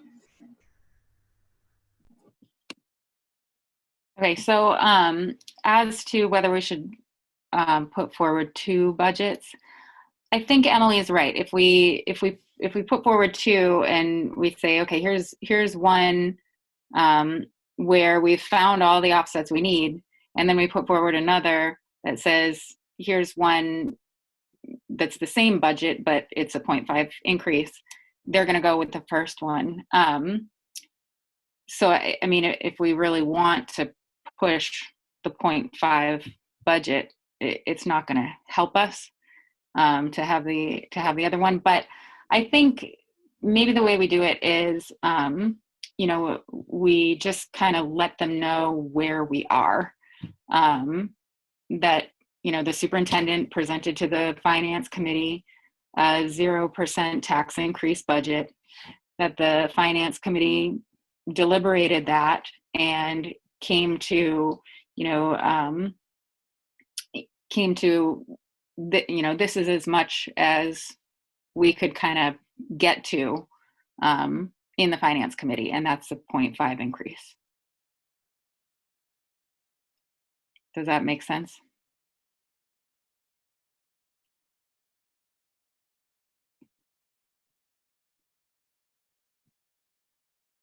Miranda? I said, I think so. And then I wonder, Miranda, if you have any thoughts or concerns about that. No, I do think that makes sense. And prior to Ms. Figdor making that point, I was going to ask that question as well. The merits of bringing two, it's kind of clear they'll probably, if you're presenting a 0 and a 0.5, from their perspective, they'll go with it. So I agree with both Ms. Figdor's and Ms. Trevorrow's comments. I think it makes sense. If everybody else agrees, I'm happy to prepare that. Rendition number 4 of the proposed budget. The question that the still sort of outstanding question that we don't have agreement on the committee at this point is where that additional offset that gets us down to 0.5 comes from. Ms. Figdor has proposed SROs and Mr. Balfont's opposes that. So we don't have agreement on the committee on that at this point. So I'm not sure where you would I would say that it's coming from a combination of those other sources. So 100,000 of that could come from the athletic reductions, and the other 50,000 could come from reductions in any of the vacant positions. It could come from, I don't know, there's different, we can go back and try to figure that out. Miranda's hand is up. Miranda. I guess I just wanted to make the point that, speaking about cost of living allowances in full for the year, obviously we can't, it's a much different proposition than saying, or kind of budgeting an expectation that we can come up with 75,000 out of, approximately 1.6 million, especially considering some units are not actually bargained. There's some non-rep in there. I don't know if that's a direction we might be interested in going. It's just a different type of presumption. And this is not something that, we've discussed offline, but I just wanted to surface that possibility as well. Yeah, I think we can come back to the meeting with a way to offset the 150 that does not involve the SROs. Okay. And we don't even necessarily have to have that totally worked out. When we go to the Joint Finance Committee meeting, it's really a conversation between us and them of like, this is where we are. What's your feedback? So, it's not like we have to have every detail worked out. We can let them know this is the area that we're looking at to find X amount of money.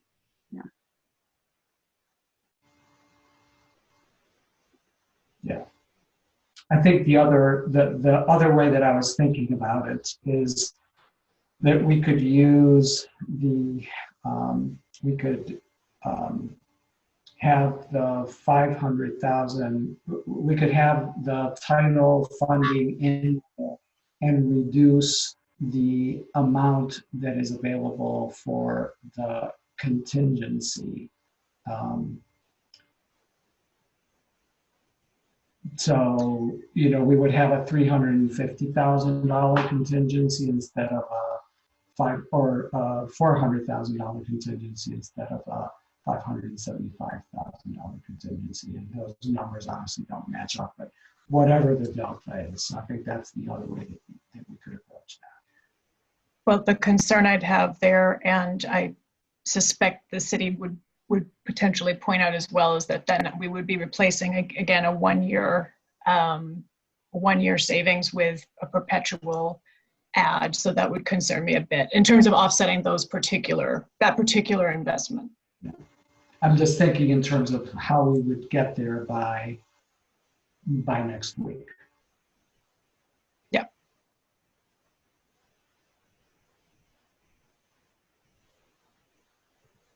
Well, I agree with you. We can figure that out and come back with a budget that does that.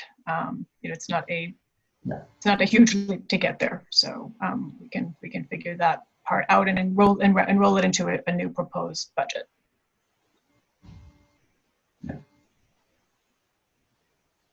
Okay. So we're Can at I- quarter. Can I jump in just real quick? Yeah.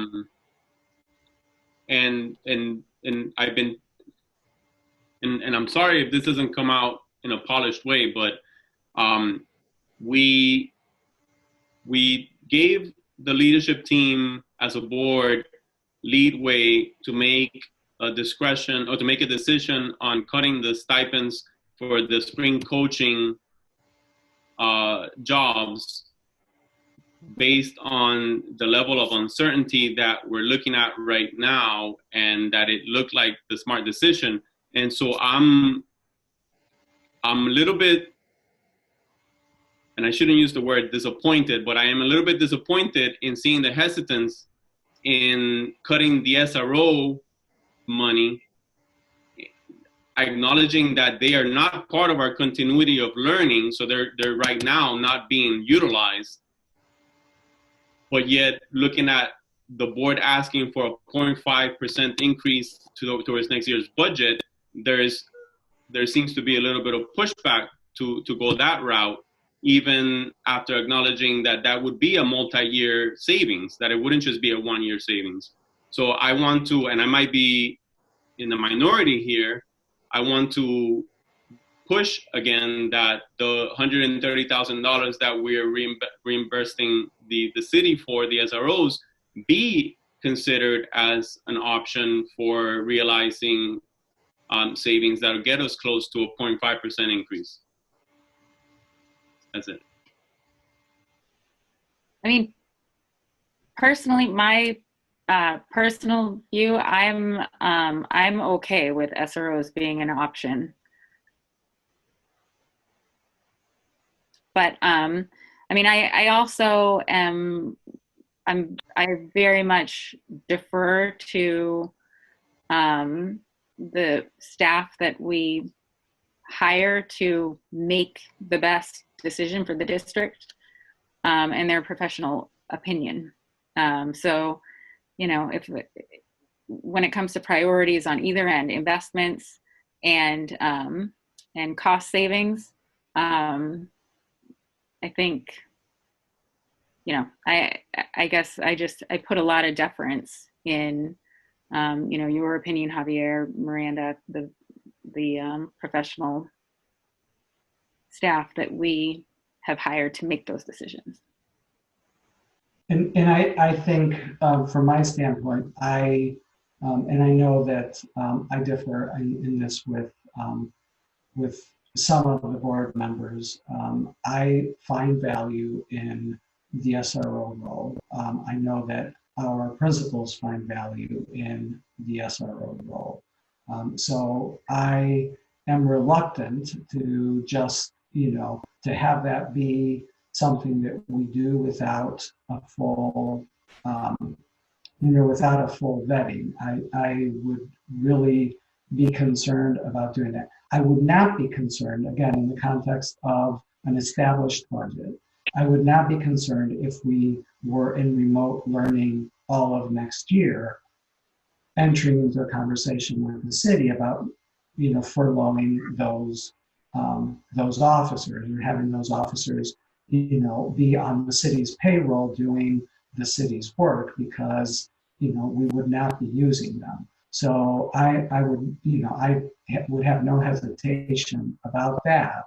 But as long as we actually have, you know, a brick and mortar school, I am not, I would not be in support. But again, you know, I respect the board's authority in setting a budget. And I think I just want to go back very quickly to remind you that the reason that I felt I had the discretion to reduce the coaching stipends is I was operating within the budget that was set.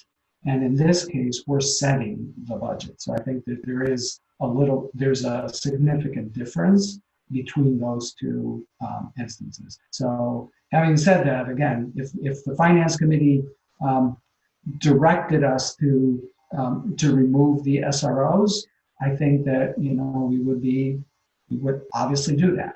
But I have not heard the Finance Committee direct us to do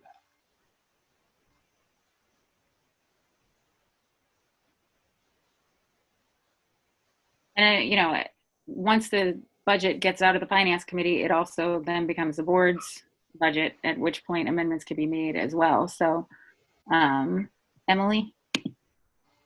Yeah, I personally think that we've had quite an extensive conversation about SROs on the board, and am ready to move forward with, with a process to, and absolutely, I agree with the committee chair, about how much I value the superintendent and the rest of the staff's views and expertise.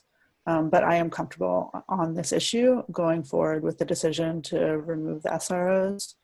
And I do think the time is now. It is a budget issue. We have really hard budget choices to make. We don't have enough resources, and we could move forward in this committee with a vote and then bring it to the full board and see where the support lies.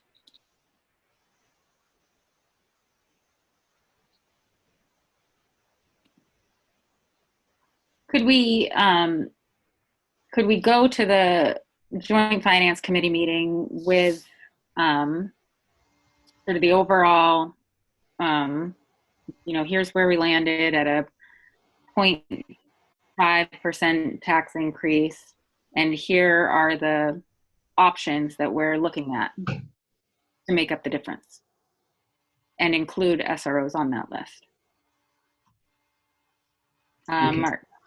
Yes, we can add the SROs to that list of, any combination of. Okay.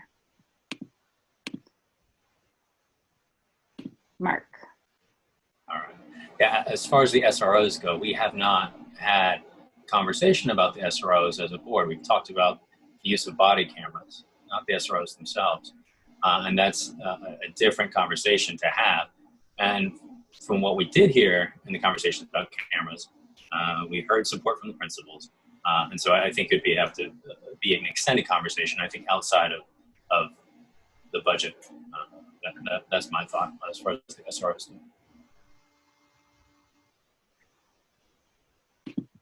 Yeah, so my feeling is just that we're approaching 8:30 here, and we've been meeting now for 2.5 hours, and we're just not at a point of agreement around SROs where we can say tonight, like, yes or no on that. And I think that, we go to the Joint Finance Committee with where we are, and, a summary of what was presented to us and a summary of where we are. And then we kind of put that on the agenda for our next meeting, which will also be a public hearing. And so the public will be aware that this has been kind of put on the table. We can hear from the public on that issue before we vote. How do people feel about that process?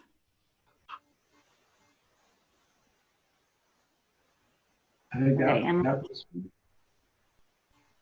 that works. Okay. Any last thoughts? No? All right, then I guess I would call for, Miranda. Sorry, I just wanted to see if there was anything else that I should prepare for the City Finance Committee meeting, that just anything else in addition to just having that budget and a presentation of, what's in it, kind of probably closer to the original presentation, not exactly the March 10th, obviously, but in more depth along the same lines as the original March 10th presentation. Is that the right track? And is there anything else that I should know, this being my first joint committee meeting? I think that's generally the right track, and you and I can work on that. Okay. I know, like, I do. the multi-year budget aspect of this, the tax rate and all of that stuff needs to be a part of it. So, but I think we've got everything that we need. Just one just quick point to make it as part of the kind of like, history part of the presentation to like how we got to where we are. Just to make it clear that Javier did present to us a 0% tax increase budget today. Because I think that the council, and actually the finance committee chair said it to me today, that has really appreciated Javier's work in kind of responding to what's really a crisis. And so I want to make it clear to the council that where the finance committee has landed versus what Javier put forward, what the superintendent put forward to us. If that makes sense. Thank you. Emily? One thing that would be helpful is just when we're looking forward to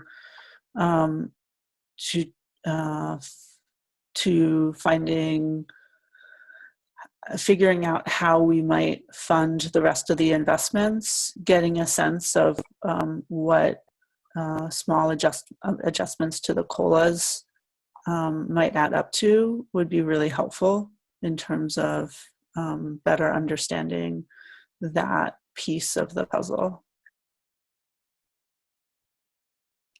Yeah.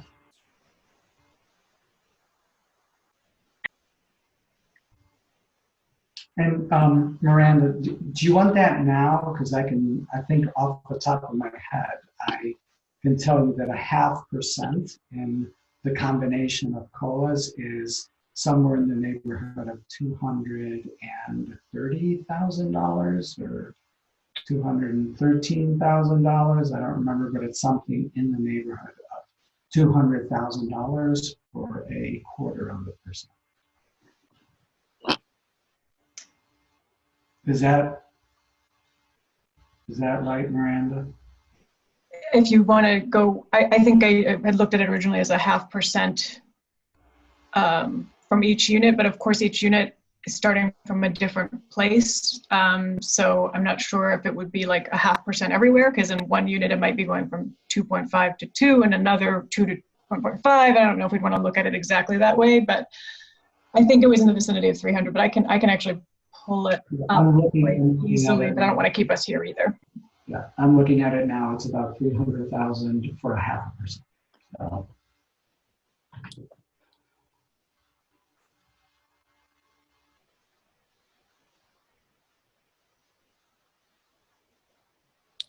Not enough.